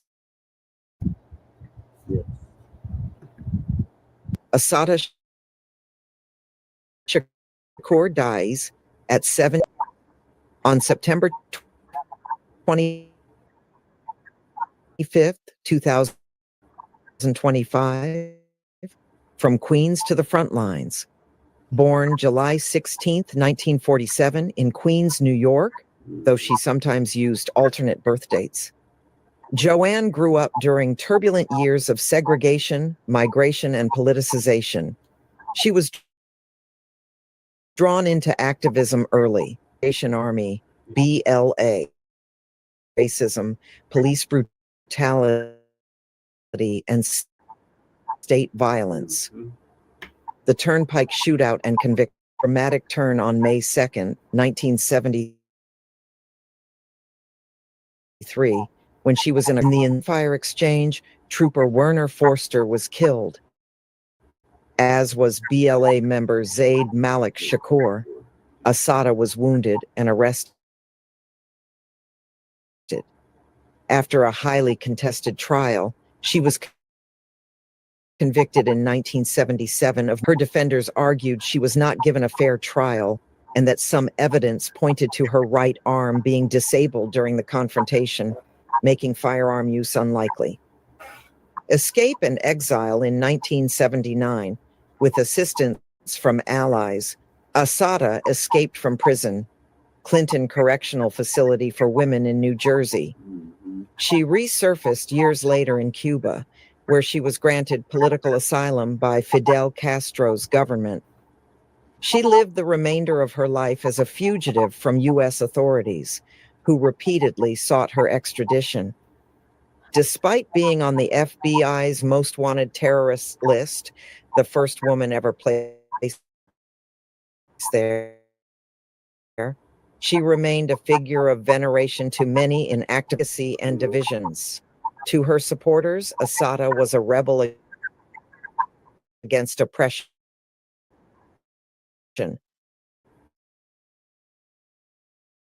a woman who refused to disappear.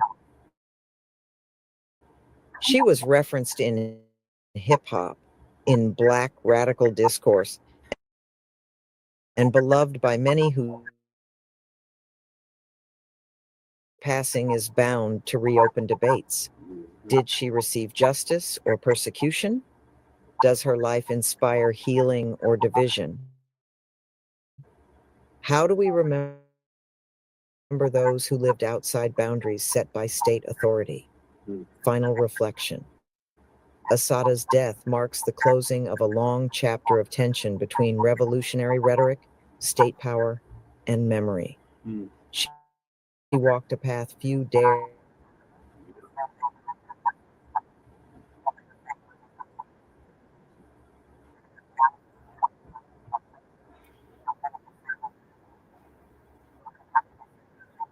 final breath. Her legend, flawed, embattled, and immortal, remains a mirror to our deepest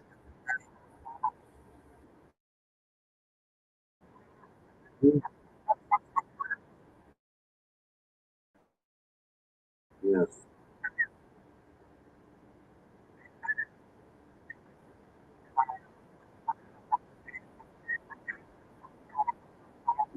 and I'm just glad they did not do to her what they wanted to do. Right. You know, label her a cop killer, and you know, she got away. I don't know how she could shoot a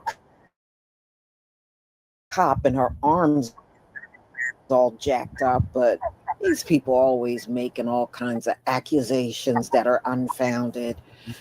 So it's nothing shocking. But I sure hope this sister rests well. Yes. And I will never forget her. I will never forget her story. Out the day, there's 9 bars. Yep. And never got out. So she was in there for a while, but she was able to escape. She went to Cuba. You didn't hear nothing else about her when she was over there. Now, I did see a documentary a few years back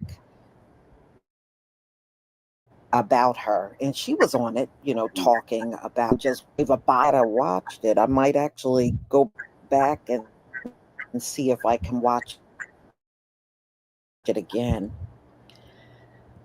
Please tell me what you think about this video. Please leave your comment, and I'm on the next video. Peace, family.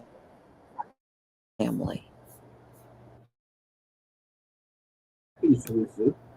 One more for y'all.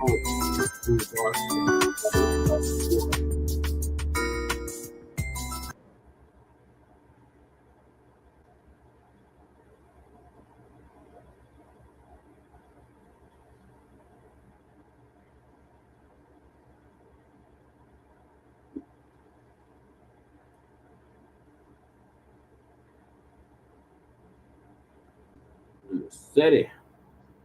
All right, all right. All right, family, Black Power is the truth hour with General Sarasu Seti. Kick back, get your mind ready for some information that's guaranteed to be heavy. I'm excited, delighted to be accepting members to not only the Sarasu Seti YouTube page, but the General Seti YouTube page. 2 dynamic powerhouse institutions on YouTube giving you nothing but Black power, Black divinity. I want you to subscribe immediately. I want you to become a member. Link for the memberships right down in the video description is in the chat. All you had to do is just click it. You get a video introduction, run down page on the planet by far. I want you to click that link at the video, ban your ass. Okay, family. Well, a legacy is not in, you know, a more divine stage and of existence. We talking about Queen Assata Shakur has passed on in Havana, Cuba, at the age of 78. You see, known for, you know, the Black liberation stands that they took back in the 70s, and you know, with the Black Panther movement, and also moving on to the Black Liberation Army. You see, taking it to a whole nother level. You see, Assata had been accused, along with other members of the group, of murdering a New Jersey police officer in the process of being pulled over. And you know, the family, you know, said what it was, that they was trying to do some dirty shit, that they, you know, had it out for the family and was probably trying to assassinate them out there on the highway, and they had to defend themselves. And in the course of defending themselves, a New Jersey police officer, I believe, was killed in the process, and she was locked up for a minute. You know, she was found guilty, and along, I think, with Matula Shakur and a few more. You know, which is this is Assata Shakur is Tupac's godmother, and we know Matula Shakur was his stepfather. You see, and so you can know, so you see where that revolutionary root came from. You feel what I'm saying? But she stayed, I believe, in prison for about 5 years before the family, man, you know, did one of the most revolutionary moves, you understand, of all times. You see, and where they went in within the belly of the beast, I believe it was Clinton correctional facility, and liberated her from the belly of the beast and broke her out of there. Went up in there and took hostages, and you know, to get her out of there, and in the process, I think she may have stayed underground in America for about 2 years before she was able to make it to Cuba, where Fidel Castro had given her asylum. You see, and so she's been over there, you know, for a while. I mean, I think they broke her out of there in the late 70s. So she's been over there, you know, every bit of almost 40 years. You know what I'm saying? A little bit over 40 years. You know, I think about 45 years or something like that. She was over there, and so she has passed on, and you know, another is a legacy. You know, it's a legacy that's moving to a higher stage. But you know, our people need to know about that. They need to know about Assata Shakur and what our peoples was doing back in that time, because you was dealing with a more upfront in your face type of, you know, bestiality. You see what I'm saying, with these Europeans and Caucasians out here in these fucking streets. You know, they still doing the same thing, but they were more flagrant back then because they could get away with a lot of shit. You see what I'm saying? They could get away. They getting away with a lot of shit today. You know, and so, you know, but you know, our peoples was more in tune with what it took to get this shit done out here. You know, they knew good goddamn well wasn't gonna be no goddamn "We Shall Overcome" singing no "We Shall Overcomes" and no goddamn "Kumbaya, my lord" and all that shit.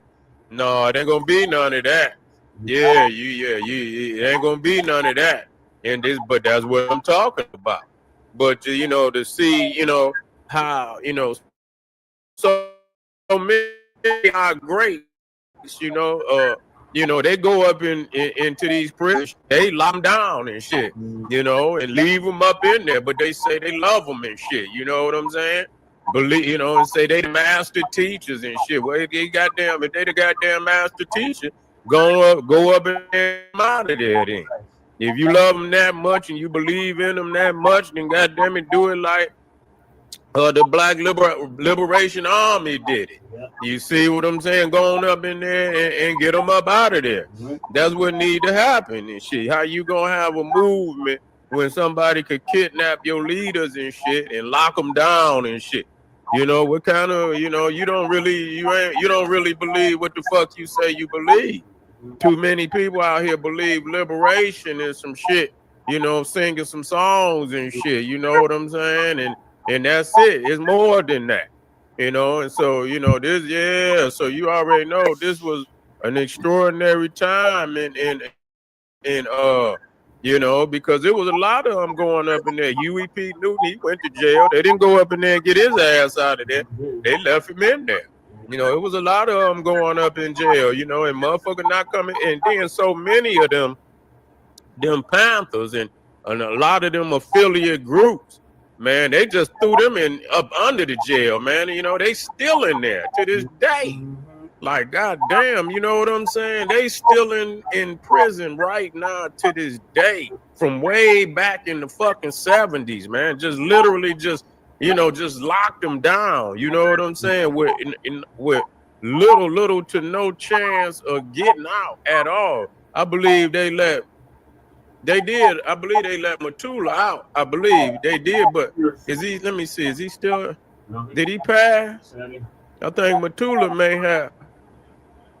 Man, they ain't gonna goddamn, you know, damn Obama and them ain't about to, you know, Biden going, they ain't about to pardon no damn Assata Shakur, not no Black Liberation Army.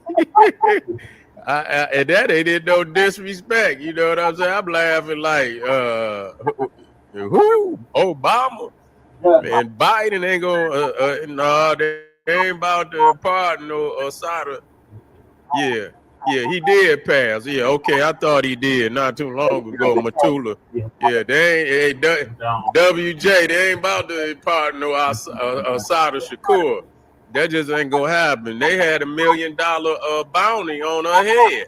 You see what I'm saying? $1 million bounty. They might have went up.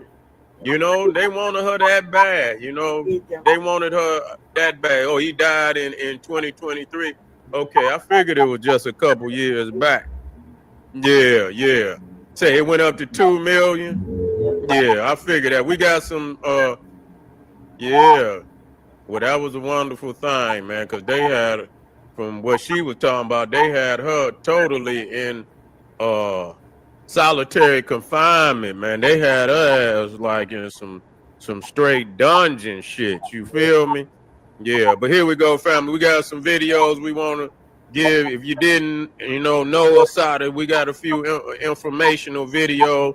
Give you some information, and it's time maybe for you to do some, you know, I'll put something on my Black Power Cartel YouTube page, and so y'all can go over there and get some information. You feel me? It's time to do some research, you know, for a few days in this area, you know, because the energy is fire right now. So, you know, move on some research. Here we go, family.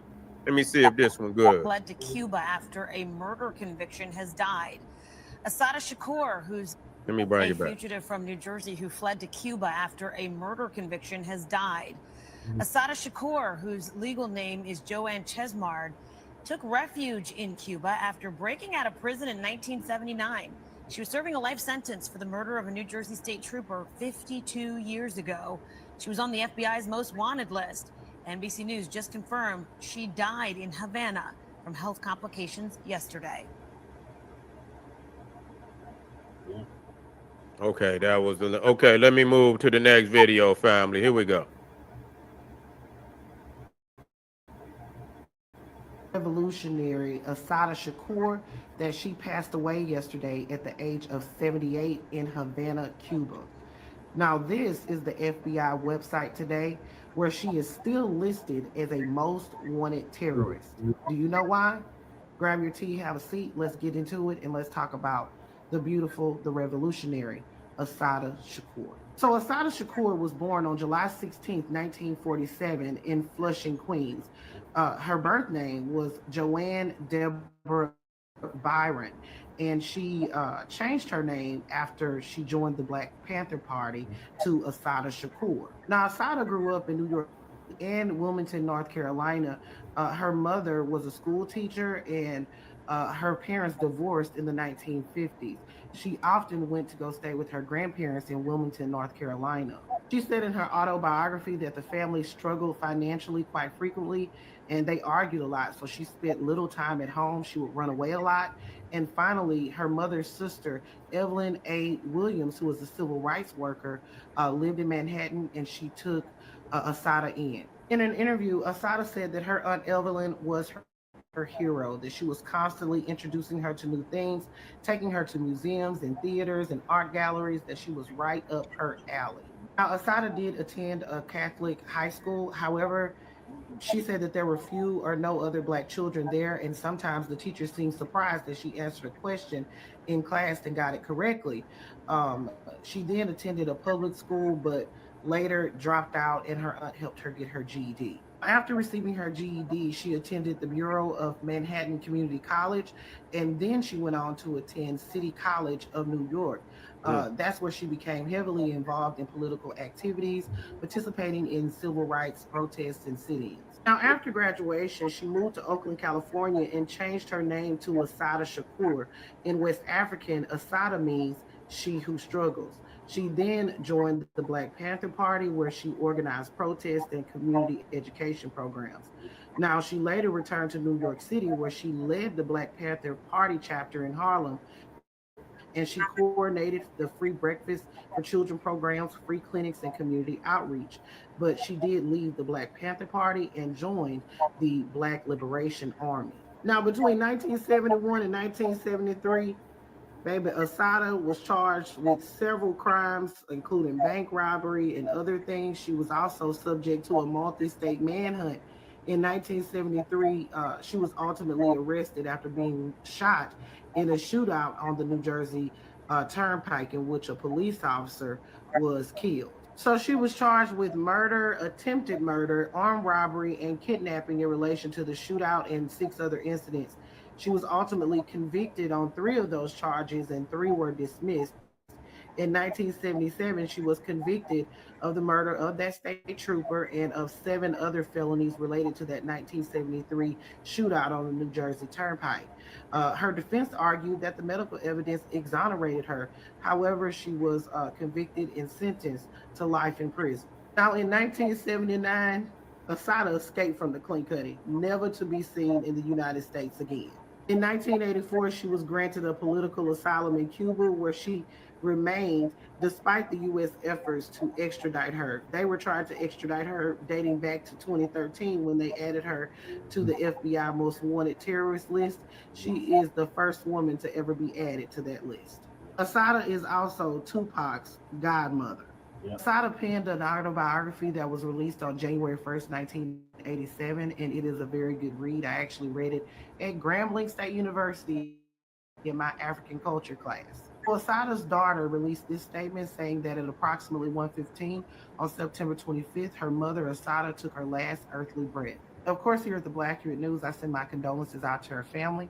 Assata, still on the most wanted list when she passed away. She who struggles. Y'all put your thoughts in the comments. Rest in power, Assata. This is Dr. Mo for the Blacc. Power to Assata Shakur. Shit. Still on the most wanted. Yep, she's still on the most wanted. That's an honor. God damn, that's like some Nat Turner shit. You know what I'm saying? They couldn't even go to sleep at night. You see what I'm saying? Even after they had to go and dig that man bones up. You see what I'm saying? And goddamn, and set his bones on fire. Yeah, still on the most wanted. That's a badge of honor. You see what I'm saying? Yeah. That's a badge of honor. But yeah, that just show you, man, the roots that we come from. The struggle for people to be where they are today. a lot of our people died and bled, you know what I'm saying? And to have these Neanderthals come today and tell us that, you know, that all the struggle, you know, the things that we died for and shit, you know, so that our peoples could have the day to benefit from the day, you know, that was all in vain. And, you know, we have to have more respect, you know, for the toil of our ancestors, the energy of our ancestors, because they gave their life so that we, you know, could be where we are today. And even though we still got a long, long way to go, you see, you know, we still in a better position today than we were before, you know, after the struggles our ancestors went through. And that's a fact. And that's a fact. You feel me?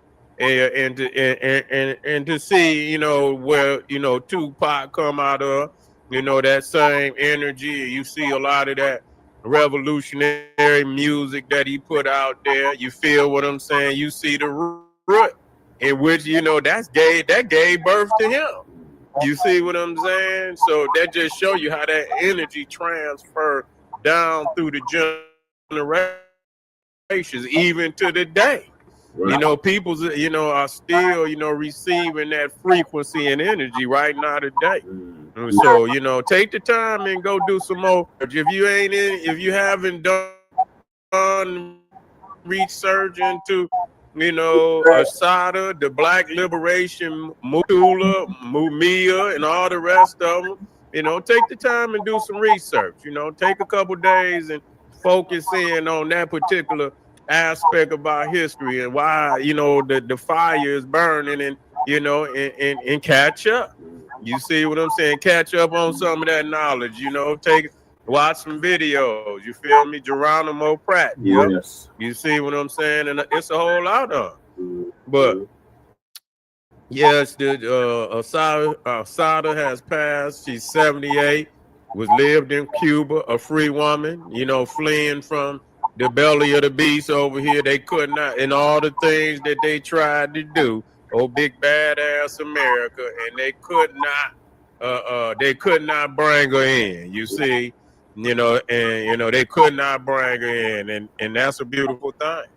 That, you know, we wouldn't want to see our sisters in no damn prison, locked up and shit in no damn prison for the rest of their life. You see, and many of us, even though our minds we might not be behind some physical bars, but our motherfucking minds is behind some bars, trapped in solitary confinement. Our motherfucking mind and consciousness is trapped in solitary confinement.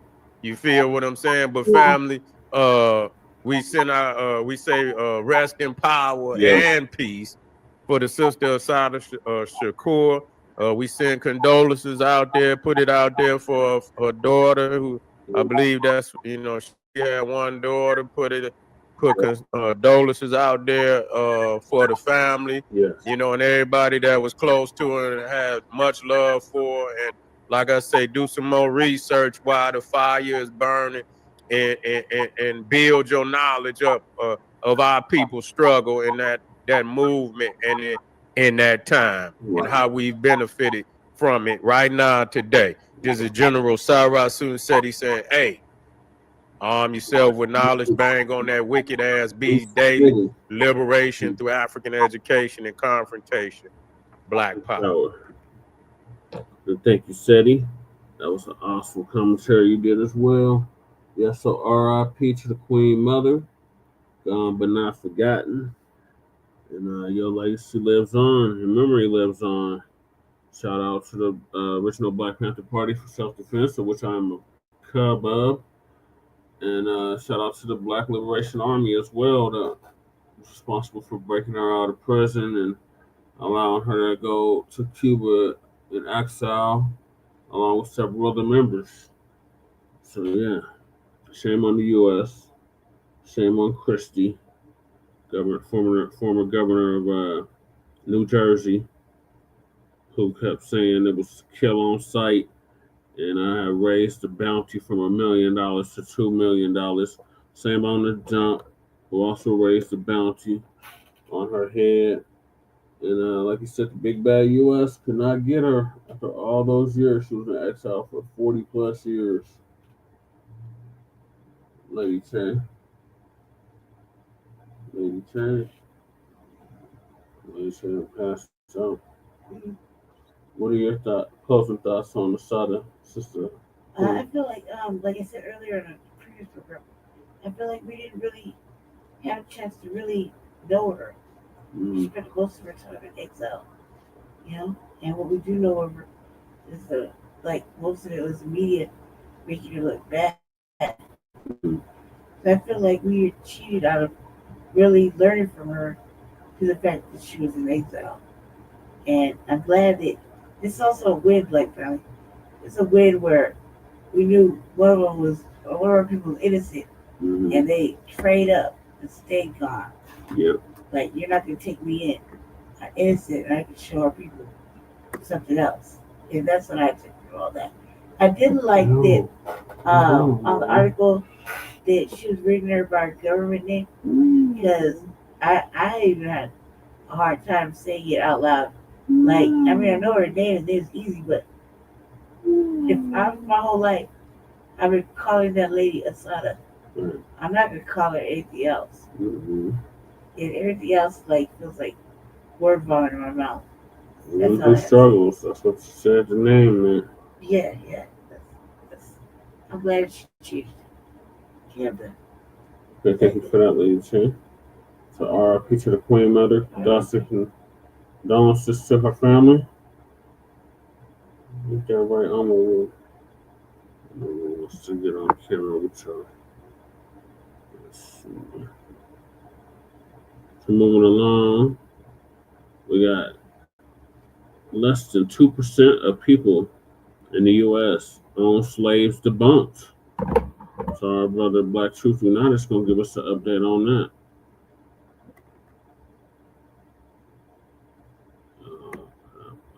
In the queue. Damn it. Pull this video up.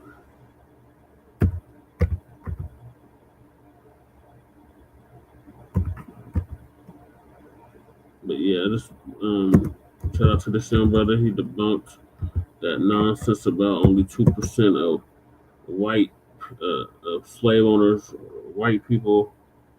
That's a bunch of bullshit.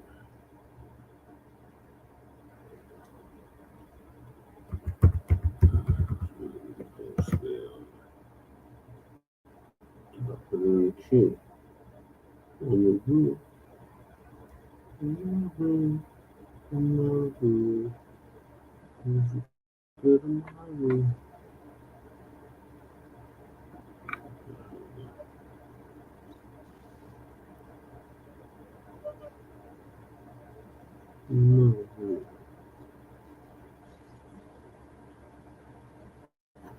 This brother also came up with the Rolodex.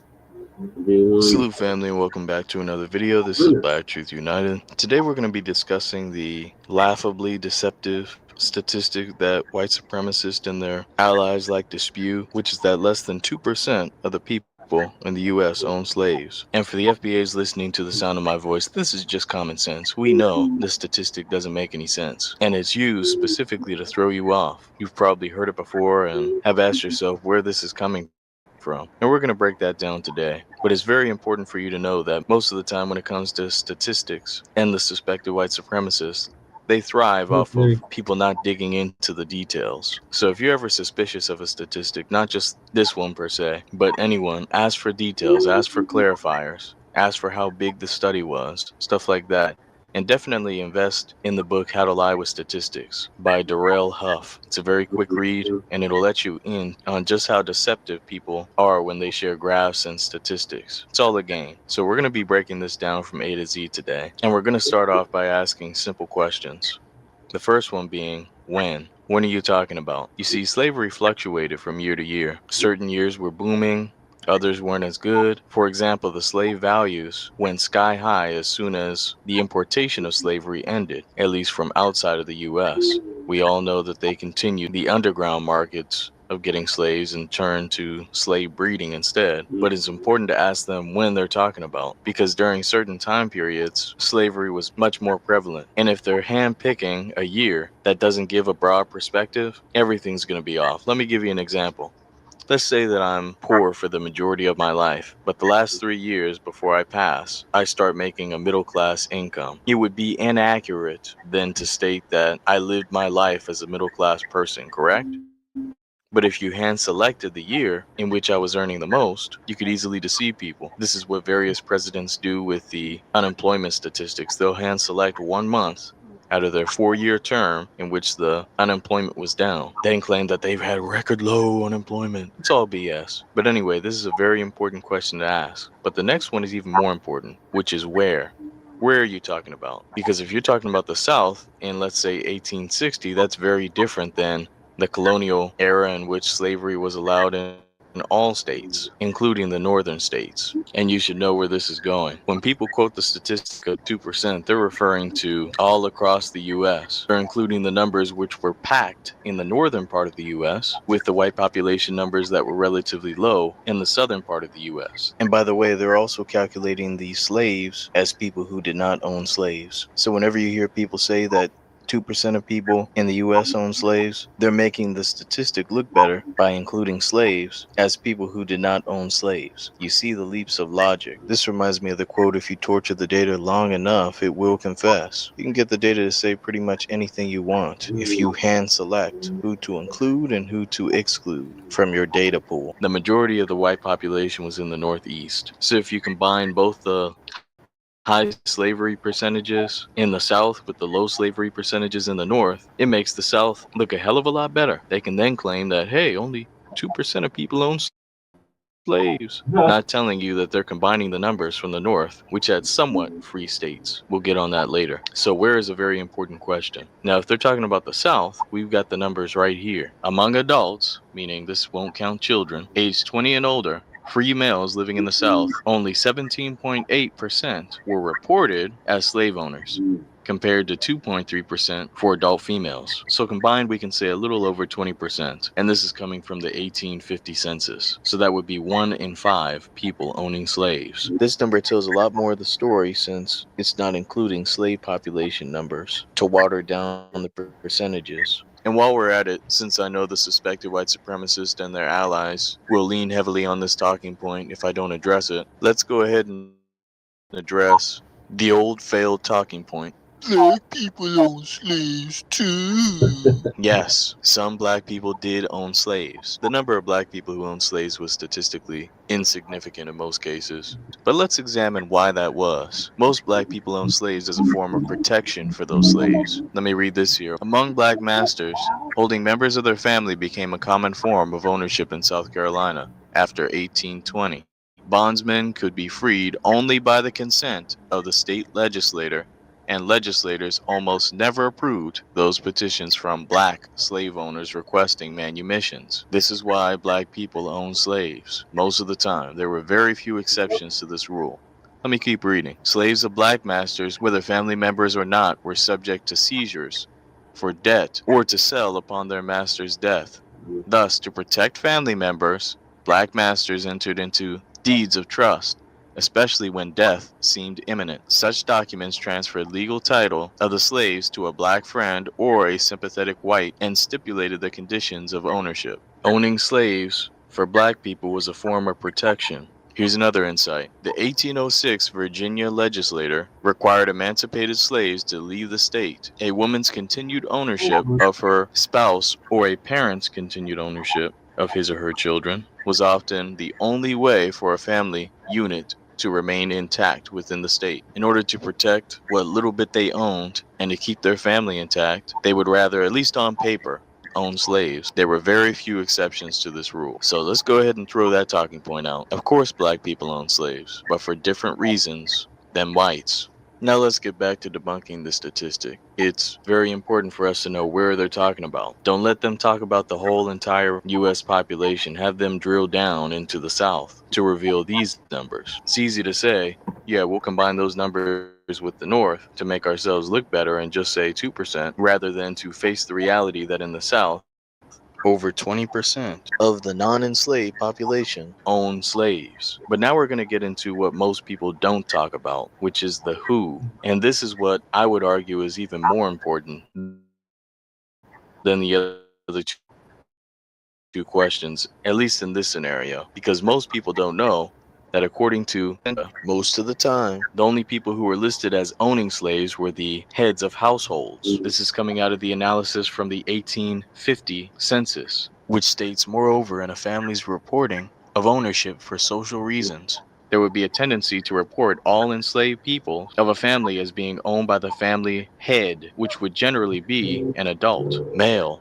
if one was present. Hopefully you see where I'm going with this. If you have a huge family, but only one head of the household, based on the census data, they wouldn't be listed as owners of the slaves. Only one person would be. Let's use a basic scenario with easy numbers to give you a better idea. Let's say you have 10 people in a family, or at least in a household, and only one person is listed as the head of the household who owns slaves. That would mean that you could claim that only 10% of people own slaves, when in reality, everyone was benefiting from the slavery. That would be the same as you claiming that you're homeless as a child because your father and mother are the ones who own the home. No, you may not own the home, but you benefit from the home ownership. Same thing with the slaves. Everyone benefited, even if they weren't necessarily listed as the owners. This is how they collected the census data. So hopefully now it means a whole lot more when you can easily say that over 20% of people who happen to be the heads of households own slaves in the South. This is especially important when you realize that most households in the 1850s had 6.2 members living in them. So I'll let you do the math as far as the probability that one of the people in the household would be a part of that 20% slaveholding class. Hopefully you can see why asking the who is so important. But let's move on, because we're just getting started debunking this talking point. I get tired of white supremacists and their allies quoting this like they're actually saying something profound. And let's be clear, most of them know what I'm saying right now. They're intentionally being deceptive when they say this nonsense. But let me continue on.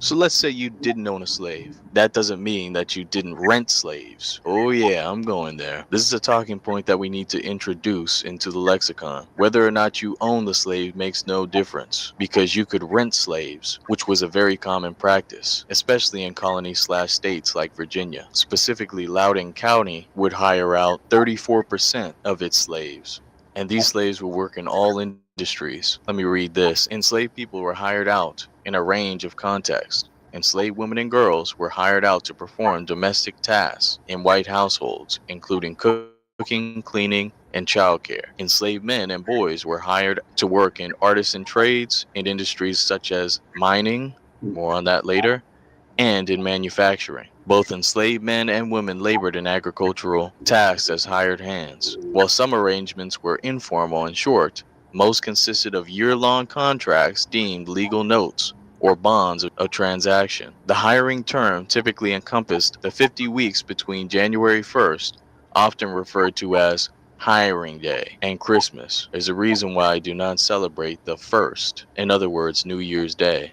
I may cover that later on, but this was a sick practice that they did, hiring us out many times to harsh owners, or rather renters. Now let's get on that mining, which was extremely harsh labor. This is also in the Virginia colony. These men were employed in a variety of different occupations in and out of the mines, from basic laborers to blacksmiths. The workforce at many mines was oftentimes supplemented by slaves hired by contract from slave owners in the vicinity. We didn't own slaves. Yeah, but you hired slave labor and paid the slave owner. The mining companies in particular preferred renting slaves as opposed to owning slaves. This is similar to the railroad companies. Some of them owned slaves of their own, but the majority would rent the labor, and these people would not be listed as owners. Again, less than 2% of people in the U.S. own slaves. It's now looking worse and worse for the suspected white supremacists and their BS statistics. Let's continue, because I know there are some watching who are in the North who thought that I was giving a break,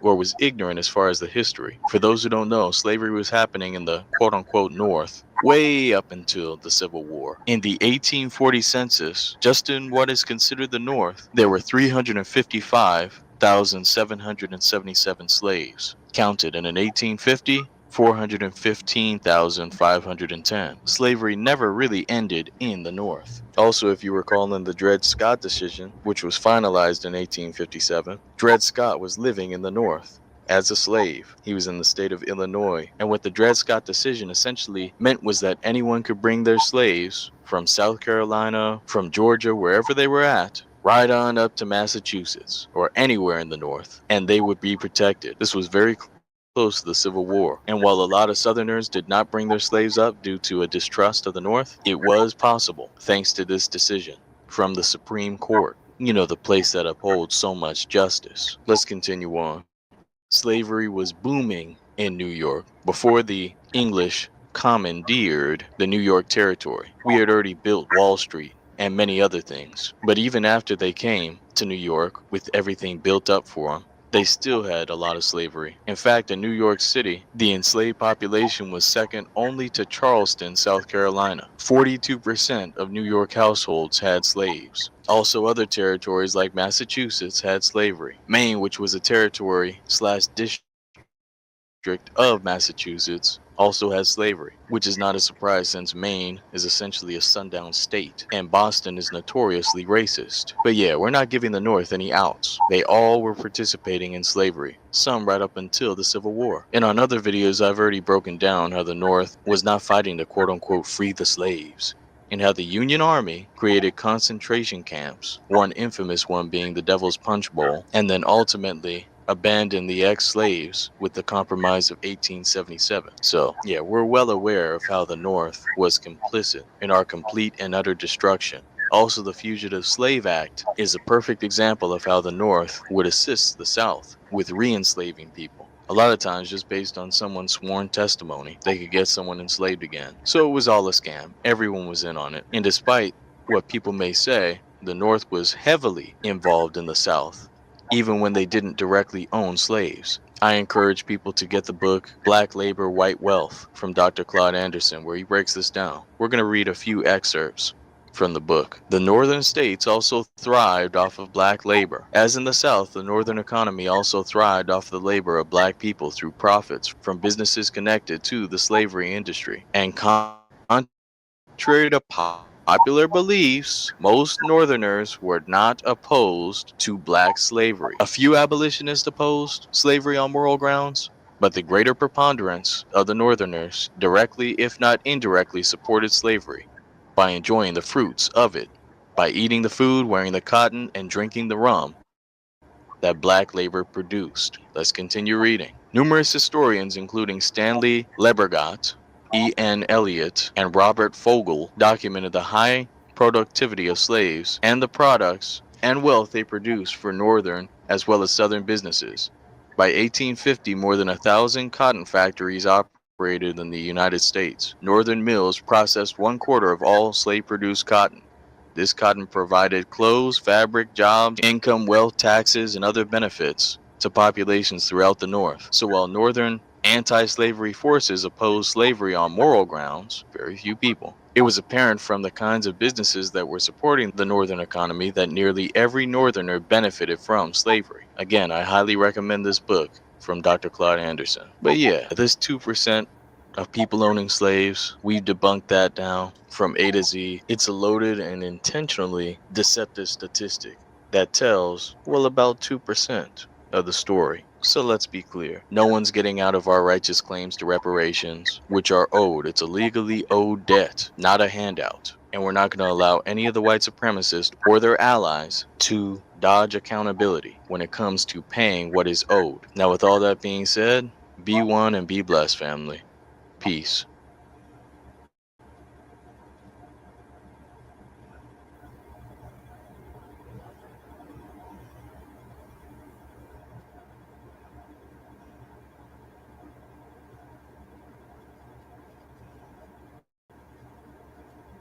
They called Charlie Kirk a white supremacist and all the rest of it.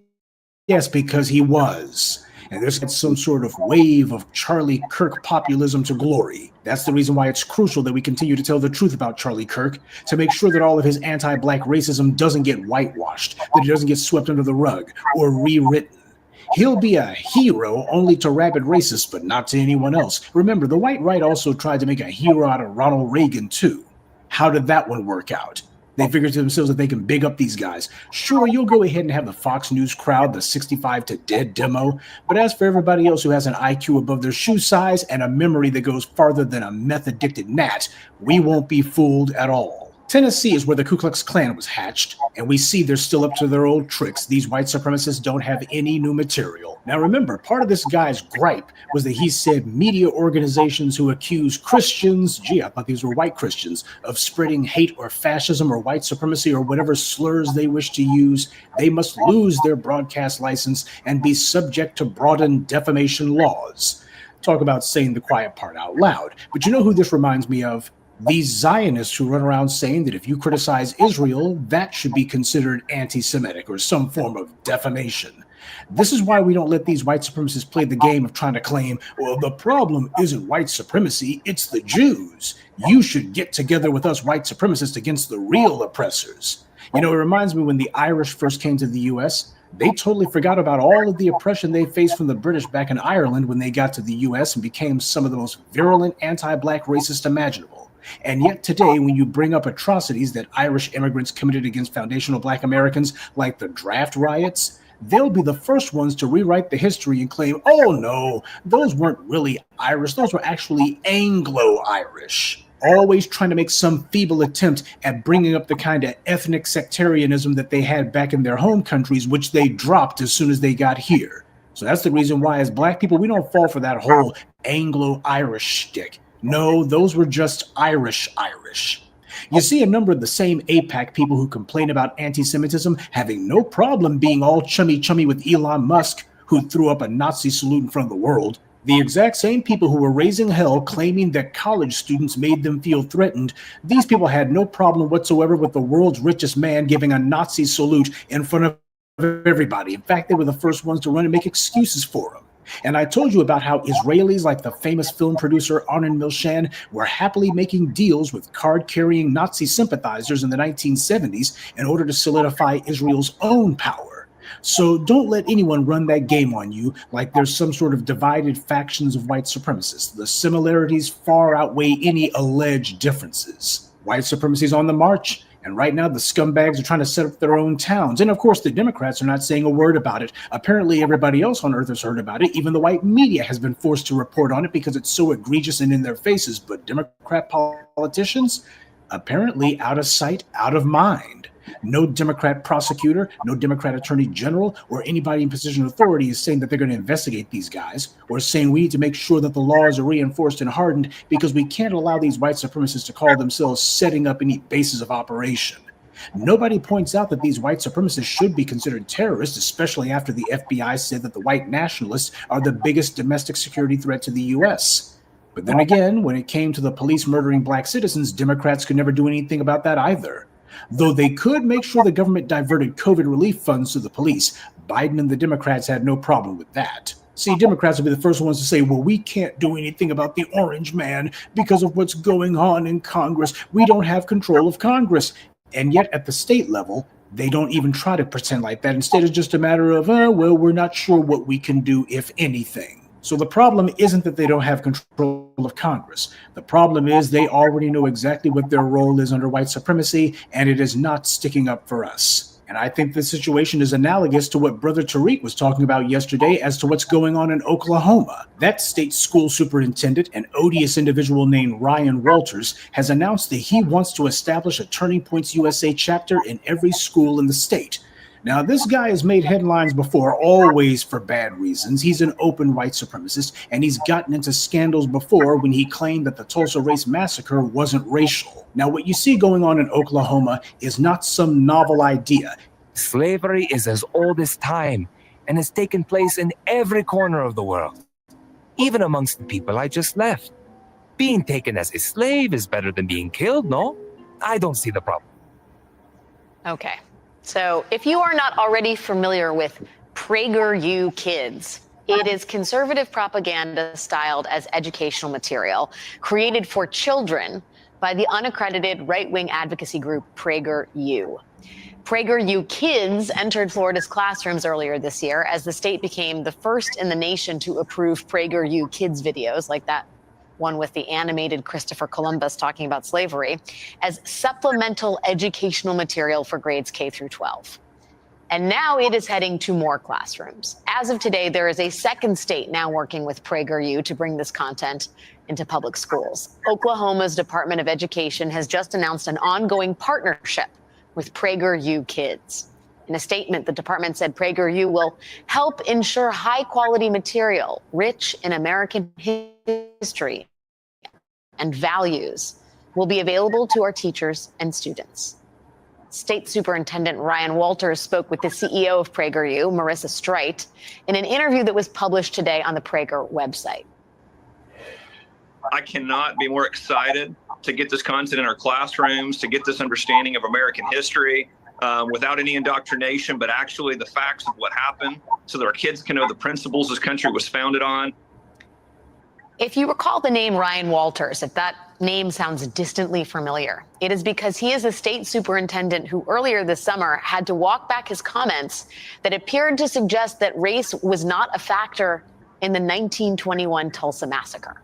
The white right's been pushing this for the longest time, and the Democrats have been allowing it. This is a continuation of what's been going on in states like Florida, where they decided they were going to take Dennis Prager's propaganda and make it into part of school curriculums there.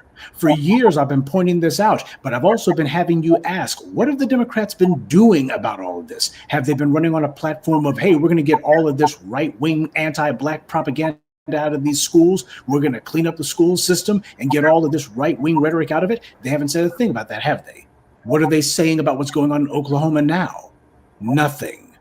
Understand something. When you see Democrats like Barack Obama, who was the first politician to attack woke during the anti-police violence protest on his watch, when you see trash like James Carville and Jim Clyburn and Jim Hines, you can't trust these politicians named Jim. All of them doing the exact same thing.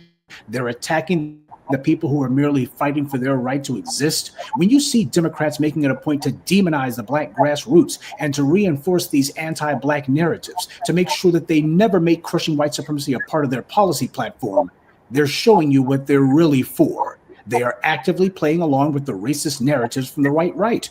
They're offering no resistance to it. Hell, as people have seen with Charlie Kirk, Democrats wholeheartedly vote for these policies, which means they're making it clear that they will allow any policy meant to curtail, reduce, block, or stop black people from calling out white supremacy or taking action to stop their white supremacist violence. That's what this is really about. The reason that they're wholesale attacking history is because, as I've pointed out to you in the past, history is the collective memory of a people.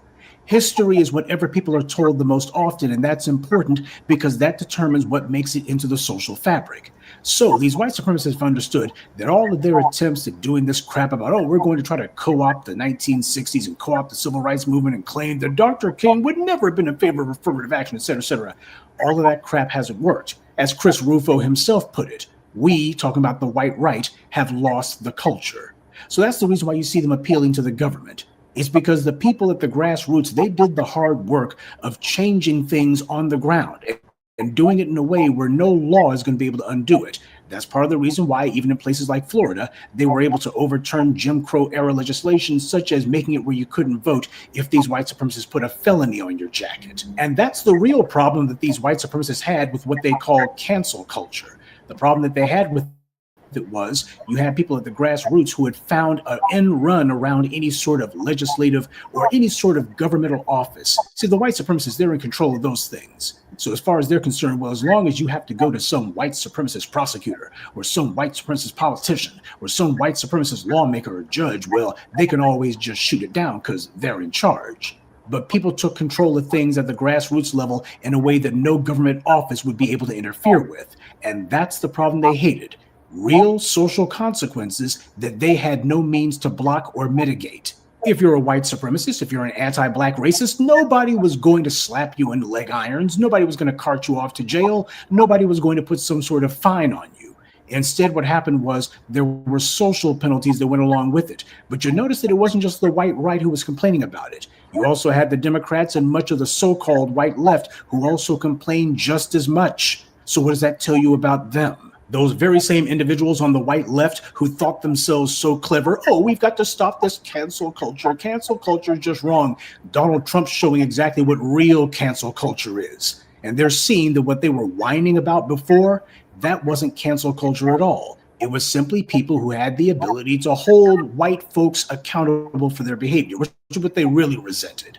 Donald Trump, on the other hand, he's wholesale canceling people. Those same white leftists who whined and complained about cancel culture, they're watching as these schools are being turned into indoctrination farms by the white right. In addition to that, none of them are getting hot and bothered about that. None of them are on a warpath about that. None of them are complaining about that. All the people who have been saying that we have to vote for Kamala Harris, now those very same people are saying that they'll never vote for her. Oh, she didn't stand on business on anything. She didn't stand for any principles that they were in agreement with. Yeah, but that was less than a year ago when they were wagging their finger at us and they were saying that we were the problem. And they were still attacking us for the first 8 months of the Orange Man's second term. It's only been in the last couple of months that these guys were sitting here singing a different tune. Up until now, it's been see, we were right. Look what Trump's doing. We were right. Don't blame me. I voted for Kamala. Remember that crap? Remember that stupid meme that was going around? Well, now those same people, apparently they lost their voter registration cards. They forgot what party affiliation that they've got. Because now what they're saying is, oh, Kamala Harris, she's part of the problem. This is the reason why nobody wants to vote for the Democrats. All it took was the Democrats giving their response to the death of Charlie Kirk. And now all of these people who have been finger wagging at us are singing a brand new tune. Sure, some of them were squawking a little bit before now, but they weren't in full revolt. This is why the Blacc media is crucial. We keep you ahead of the curve, years ahead of the curve. These things that are happening are occurring because established power isn't about Republican versus Democrat. It's about the people who want power versus the ones who don't.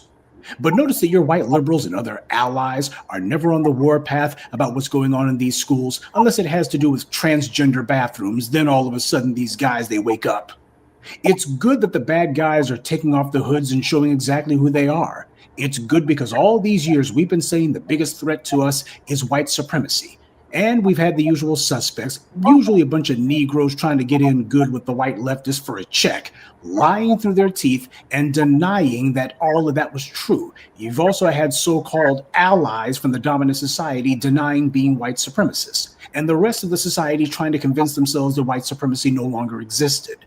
How many people mocked us for using the phrase white supremacy? Man, y'all are talking like y'all think it's the 60s or something. What, y'all think y'all is? Y'all think y'all Malcolm X or something? They used to talk to us like that a lot. That's what they used to say about us. But we heard a lot less of that kind of talk after Obama got elected, and they saw that the post-racial America was actually a post-intelligence America. And once the orange man got into politics, we haven't heard anyone questioning our usage of the phrase white supremacy ever since. In fact, we've had a lot of people who previously were doing the whole kumbaya colorblind society thing. All of a sudden, they learned how to use the phrase white supremacist after we had been doing it for several years. A lot of people thought that they could hit the snooze button, but the white supremacists are giving them the wake-up call from hell. They're being forced to admit that the problem isn't that people didn't know that they were racist. The problem is a lot of people lied about it, and even more people played along with the lie because it was easier and better than facing the reality. Because then you might actually have to do something about it. These anti-Black zealots in government and in the society, they're not merely people who we have a difference of opinion with. They are psychopathic racists who will kill anyone to get power. And if they can't rule America, they won't hesitate to destroy it and everyone in it. A lot of people have spent time trying to ride the fence. But once these white supremacists started feeling their oats, that little game ran out. Now, as far as schools goes, I'm not so much terrified of the school curriculum because Black people with their heads on straight understand that the home is supposed to be the primary place where a child receives their education. You don't sit there and sit them in front of teachers that were paid by the very people oppressing you, people who, by the way, you know are racist as hell, and say, well, I'm going to trust them to educate my child. Those children are going behind enemy lines every single day. It's your job to make sure that they are well armed mentally and psychologically to resist the attacks that they're going to be subject to. What people like Ryan Walters and others are doing is taking full advantage of the huge openings that the Democrats continue to give to them. Because one thing's for sure, if the Democrats acted about this whole takeover of schools thing the way that they did about abortion, none of this mess would be going on. Democrats see their job as maintaining a racial status quo. And in this instance, their job is to be the political equivalent of the good cop. Well, you already know how the black grassroots feels about the enforcement arm of white supremacy. Keep your eye on these events, not that you're going to be able to look away, but as we begin to get closer to the midterm election cycle kicking into high gear, a lot of these clowns and losers and liars who have been laying low or otherwise talking as if, oh, we see the error of our ways, the Democrats, they're nobody to support. Watch as these people begin to do what they always do and start saying, well, we know the Democrats have messed up and we know the Democrats haven't done a damn thing, but you know what? We've got to get Congress back. It's the only hope. And this time we're going to put some pressure on those Democrats. It's the same garbage that happened when Joe Biden was running for president. You had idiots saying, well, Biden knows he's got to do rights by us because we showed during the Trump years what'll happen if he don't. He knows what'll happen if he don't. And as soon as he got elected, was the first thing he started doing. He started going back on those feeble, empty promises that he made. He started refunding the police instead of defunding them. And he turned his back on black people. That's what he did. The very black voters who made him president, he turned his back on them. When you look at these Democrats, whether it's Kamala Harris, Barack Obama, Joe Biden, Nancy Pelosi, Hakeem Jeffries, or whomever, when it comes time to finally put their foot down on these policy issues that are actually going to stop these white right-wing attacks, none of them ever does it. It's always about what they can't do, what they ain't got. Well, you know, we got to reach across the aisle. Well, that's all they've been doing, reaching across the aisle, because these are their partners in crime. And if anybody thinks that we're going to be falling for the okie doke, well, they're the ones who have a lot to learn. Good day and be one. I'd like to take a moment to mention some of our contributors: David Williams, Leonard Cottingham, Novana Baeta, TJ, and Asfeo Dingaswayo. Salute to them and thank you to everyone for listening, liking, and sharing this message. Black empowerment only exists because of you. Thank you, Professor Blacc, too, for that awesome commentary. One more video for y'all, and then we'll close it out.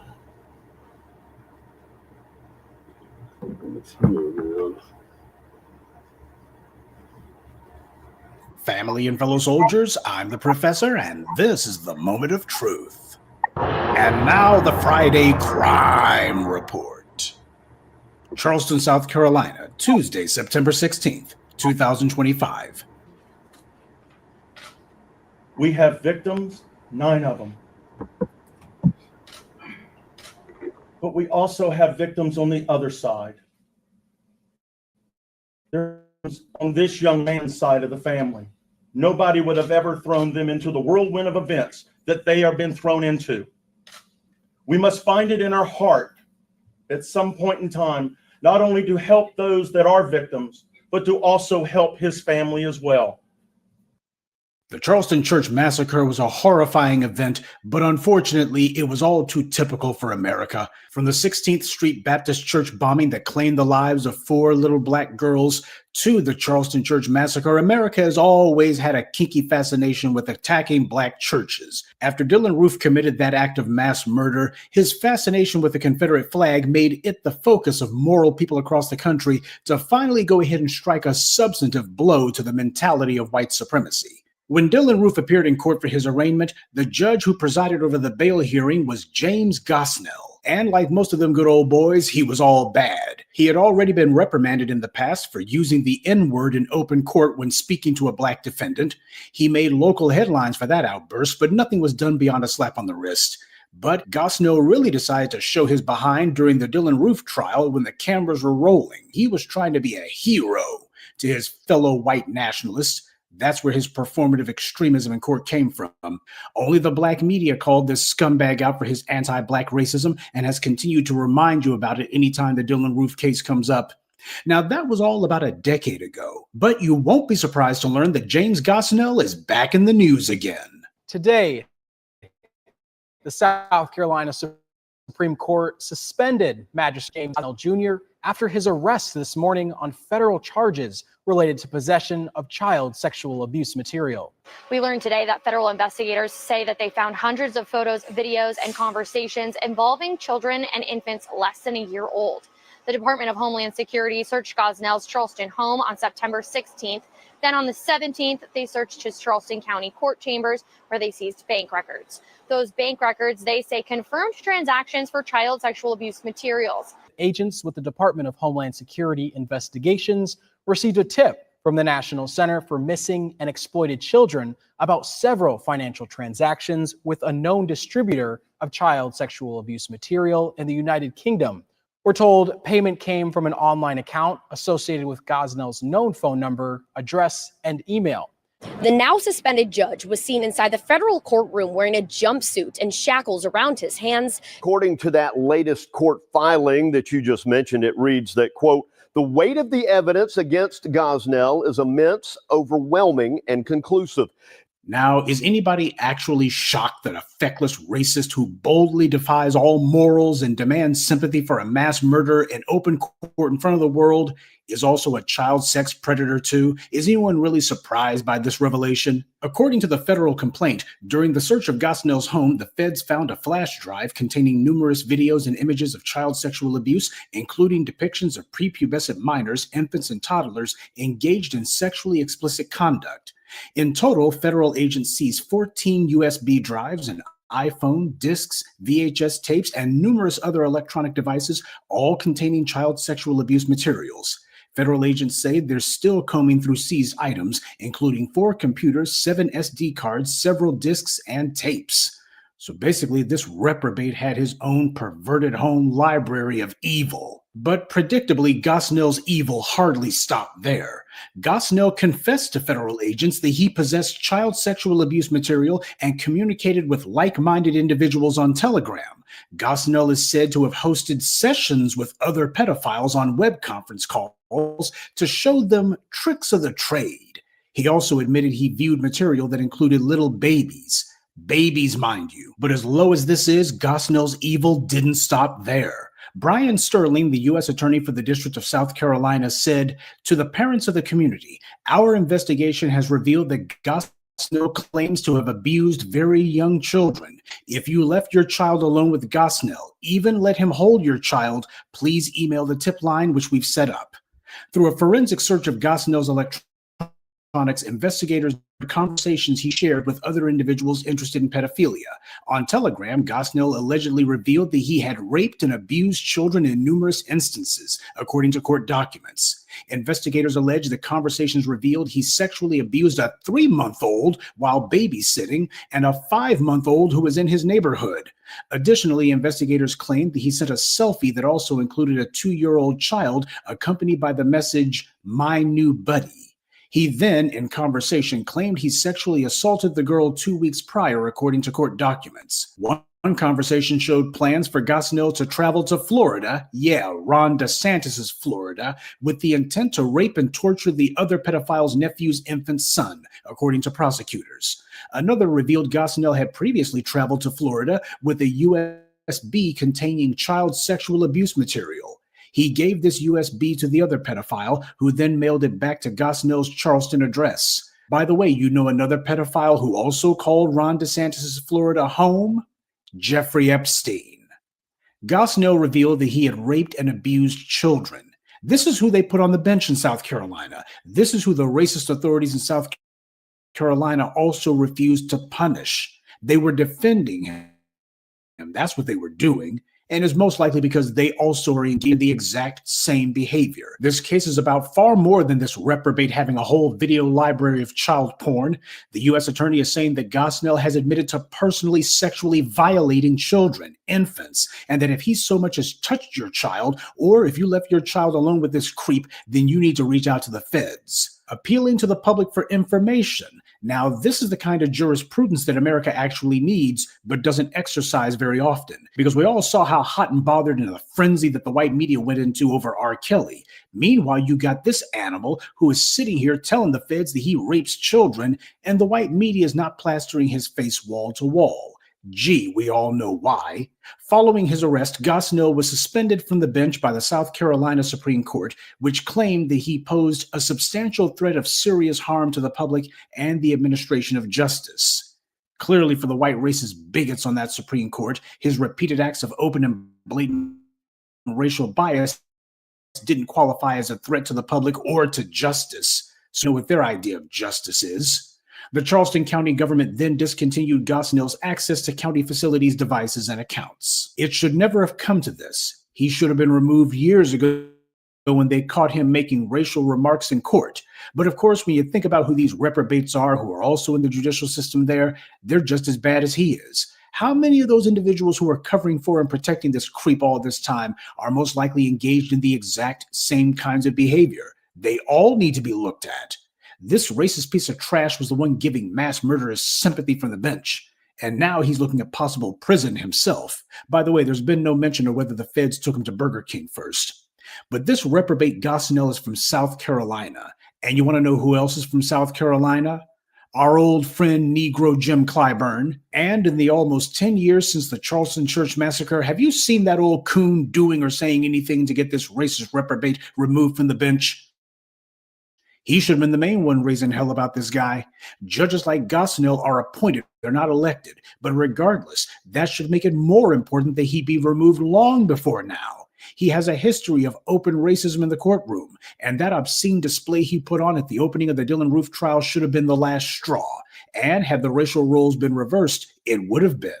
But you got this old decrepit clown Clyburn in office, so of course he isn't going to say much of anything. I've been saying for the longest time that to destroy the evil of anti-Black racism, we have to cut off all the heads of the Hydra.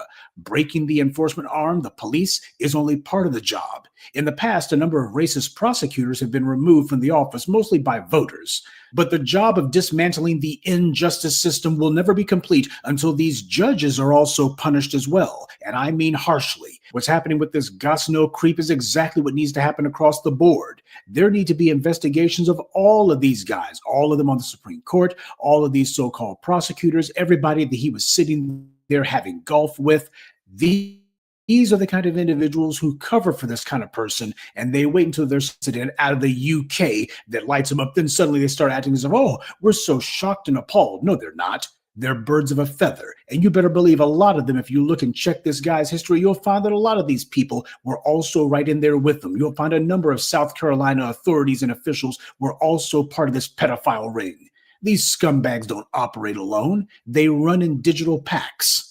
We talk about people like Jeffrey Epstein all the time, but what needs to be remembered is that, as I've always told you, nothing happens in a vacuum under white supremacy. The entire reason these child abusers roam free and these judges are so eager to let these rapists like Brock Turner and Drew Clinton and countless others off the hook is because these judges are doing the exact same thing. Corruption protects corruption.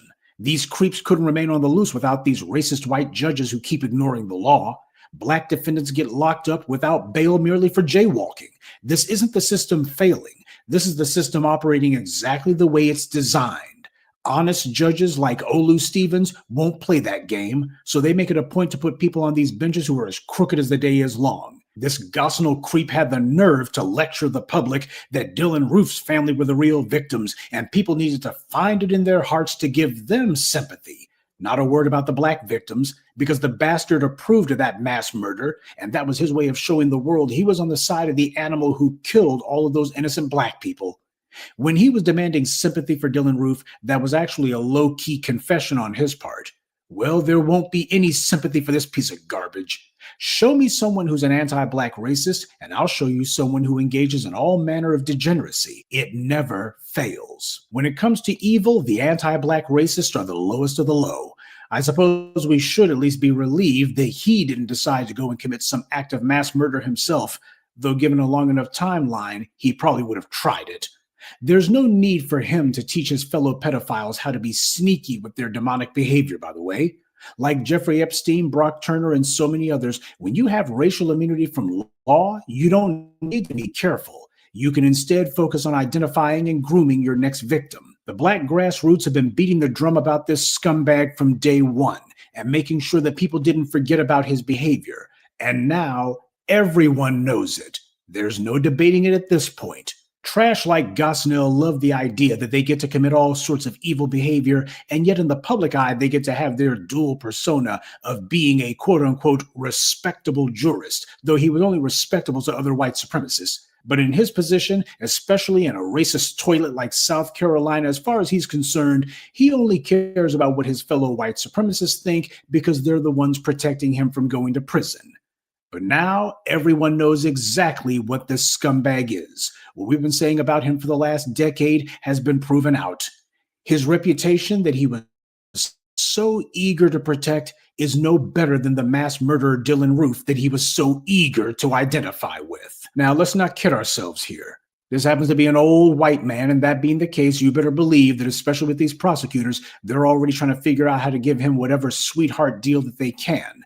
The charges are simply a way for them to do an end run around the Constitution. Go ahead and package up all of his crimes in one legal package, and then you'll make a sweetheart deal with him that covers all of them. You can't rule that out because we see it so much. This piece of garbage is already in his late 60s. So as far as they're concerned, the prosecutors are going to be saying, well, can we really give this old man a life sentence? Now, they had no problem doing that with Bill Cosby. They had no problem giving him a sentence that would have been effectively a life sentence. They had no problem with doing that to an old man as long as he's black.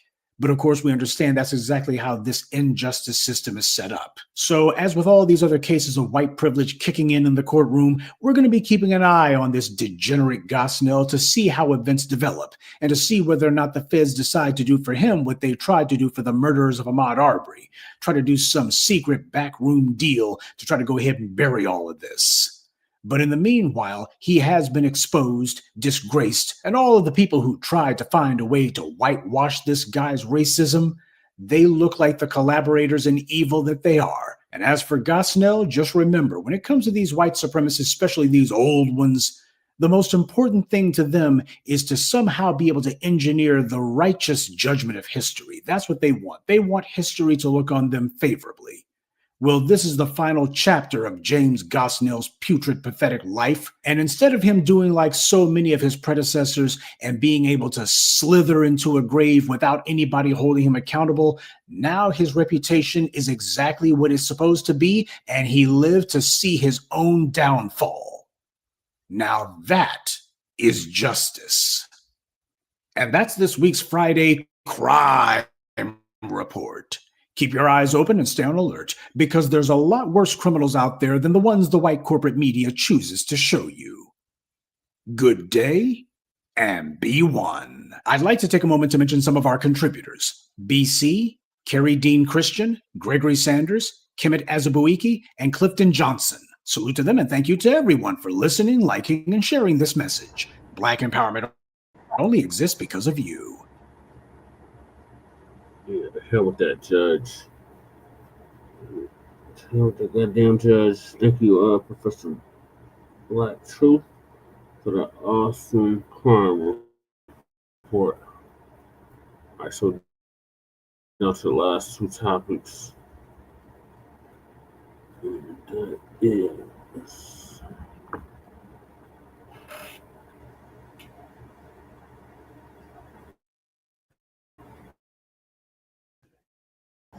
You know, they had this young woman, and she had a white mother. Now, over the years, I've covered story. I remember the first interview I did, conducted, I'm gonna say, years ago, with the young lady that was put out of her mama home for supporting Colin Kaepernick, and I did that interview with that young lady.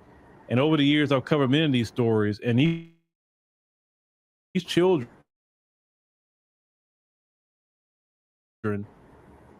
go through it in these homes. And that's why over the years I've told black and white women, if you're gonna do it, stay with them, because for those kids a lot of times suffer in those homes. Now I want you to hear what this young lady says she went through in her household with her white mama. So growing up mixed, with my mom being white, my dad black, here are a few things that my mother has said to me and my siblings, and that she still stands by today. If we were at Christmas with her family, whenever we were leaving, she would say, all the color kids in the car, or all the black kids get in the car. Every time we went to the beach, she would tell us before we got out of the car that she's staying here until she's our color. And we would stay there for about like 10 hours. My mom had a friend, a white friend with white kids. When we went over there, she was like, oh, my house is so a mess. I need to clean. My mom said, don't clean. That's what I have slaves for. And me and my siblings cleaned in front of those white kids while they watched TV the whole time.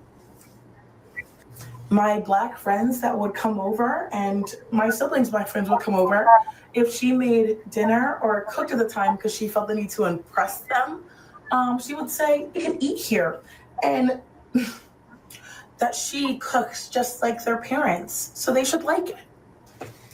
Growing up all the time, she planned all of her kids, and she wanted them to be that way. And she planned and she wanted mixed babies since she was really young, she said. And whenever she's angry with someone or a child, maybe, instead of saying the N-word like ER, she says it with the A, but in the most racist way you could ever imagine. Let me know if you guys want a part 2. Now, listening to what she said she went through growing up with her anti-black mother, that's horrible. That's horrible to be told I have slaves to do it. Yeah. That's horrible to hear them being called the N-word. It don't matter what variation, because she knew what her mother was saying. Yeah. It was interesting to say her mother say she planned on having those children because she always wanted mixed children when she was growing up. And that's why I tell brothers, you know, to not impregnate those women, because look what those children go through when you leave them. That's horrible. That is abuse.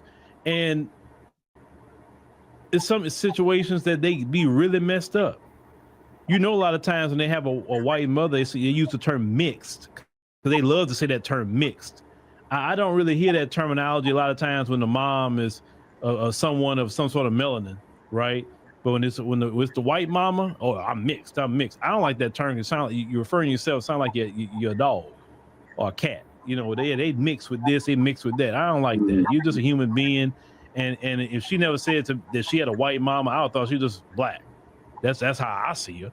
The moment I look at her, there ain't nothing white in her. So to me, yeah, that may be your mama, but you look black over here to me.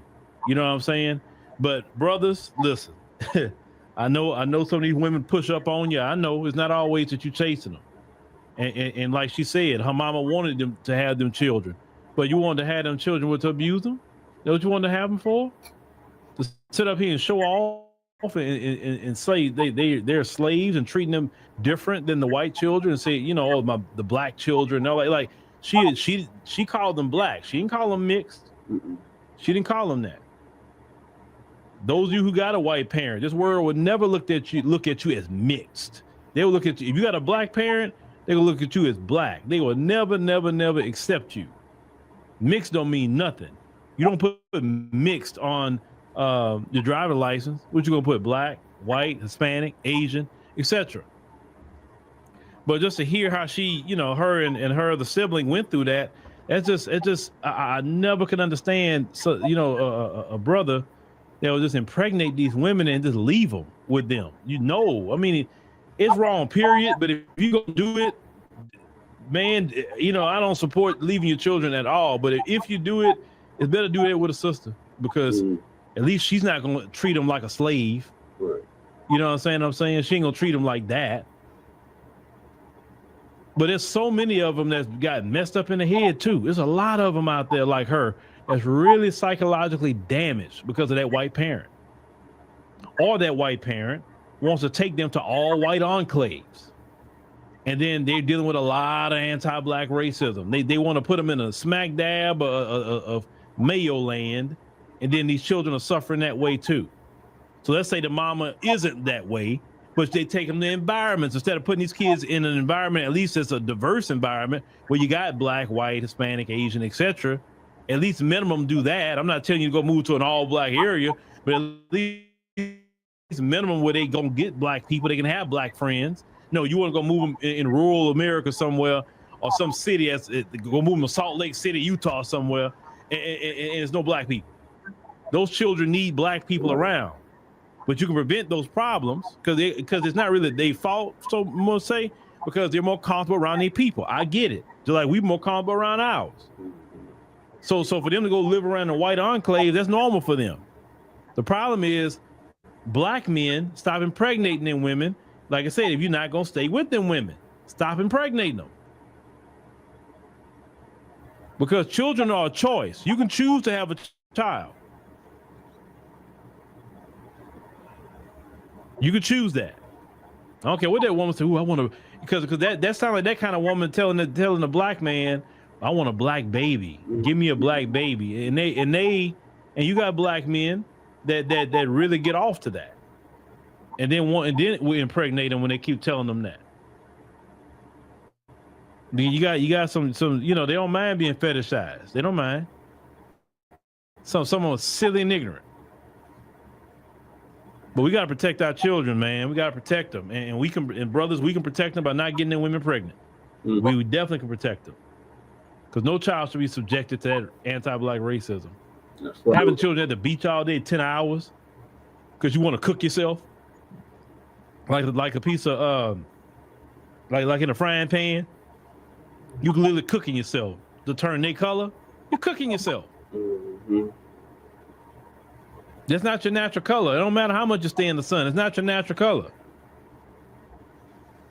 You said won't sit up there and call them children names, won't they color? But please, brothers, please, don't impregnate those women. Don't do it. Please don't do it. If you're not gonna be with them now, if you like Carlton, what's that, Alfonso Ribeiro, and you married one of them and you got kids with them and you staying with them, I guess so. But don't do it if you're not. No. And if you are with them, you need to make sure to teach them that they black.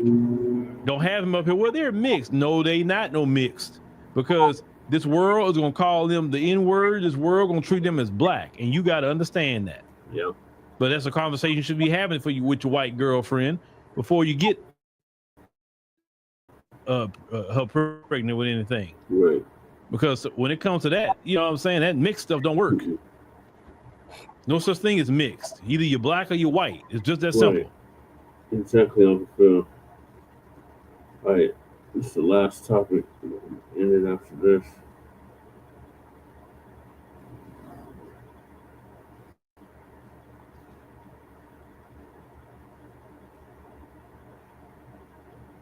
And the dump. So the dump is planning on sending troops to Portland next. Hey guys, Dabu7 up here making a statement about sending troops to Portland. Other cities are on the list as well, and share with you some footage of the chaos that's breaking loose there. But Trump saying that at the request of Kristi Noem, he's directing Secretary of War Pete Hegseth to provide all necessary troops to protect Portland, what they say is war ravaged. And they say to protect any of the ICE facilities that are under siege and that are being attacked by Antifa and other domestic terrorists, as they've put it. I've told you what they're doing here with the labels. He says he's also authorizing full force if necessary. Thank you for your attention on this matter. Remember that the federal judge said that he violated posse comitatus with what he did in California. But Trump has taken the approach that they're going to do whatever they want and they'll deal with the court stuff later. It is no secret that some of these places are seeing chaos. And some of this comes as a double-edged sword.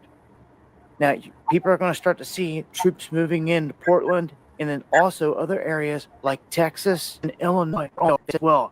I want to share with you here some footage and show you exactly what's happening in Portland. It's and clashes are breaking out, just pure chaos.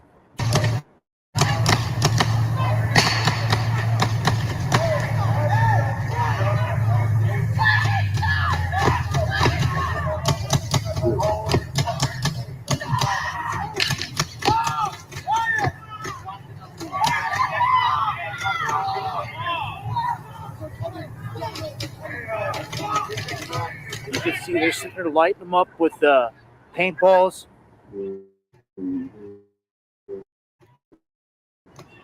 Or rubber bullets. And they're saying they arrested him, get a knife from him.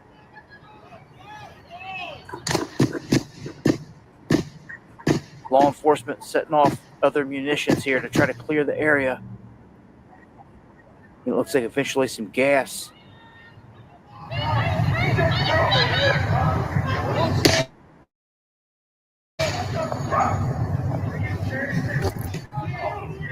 This is what's going on in the streets of Portland. Expect some chaos. I'd say expect a lot from here. It looks like they're amped up and they're ready. Any of these cities on the list,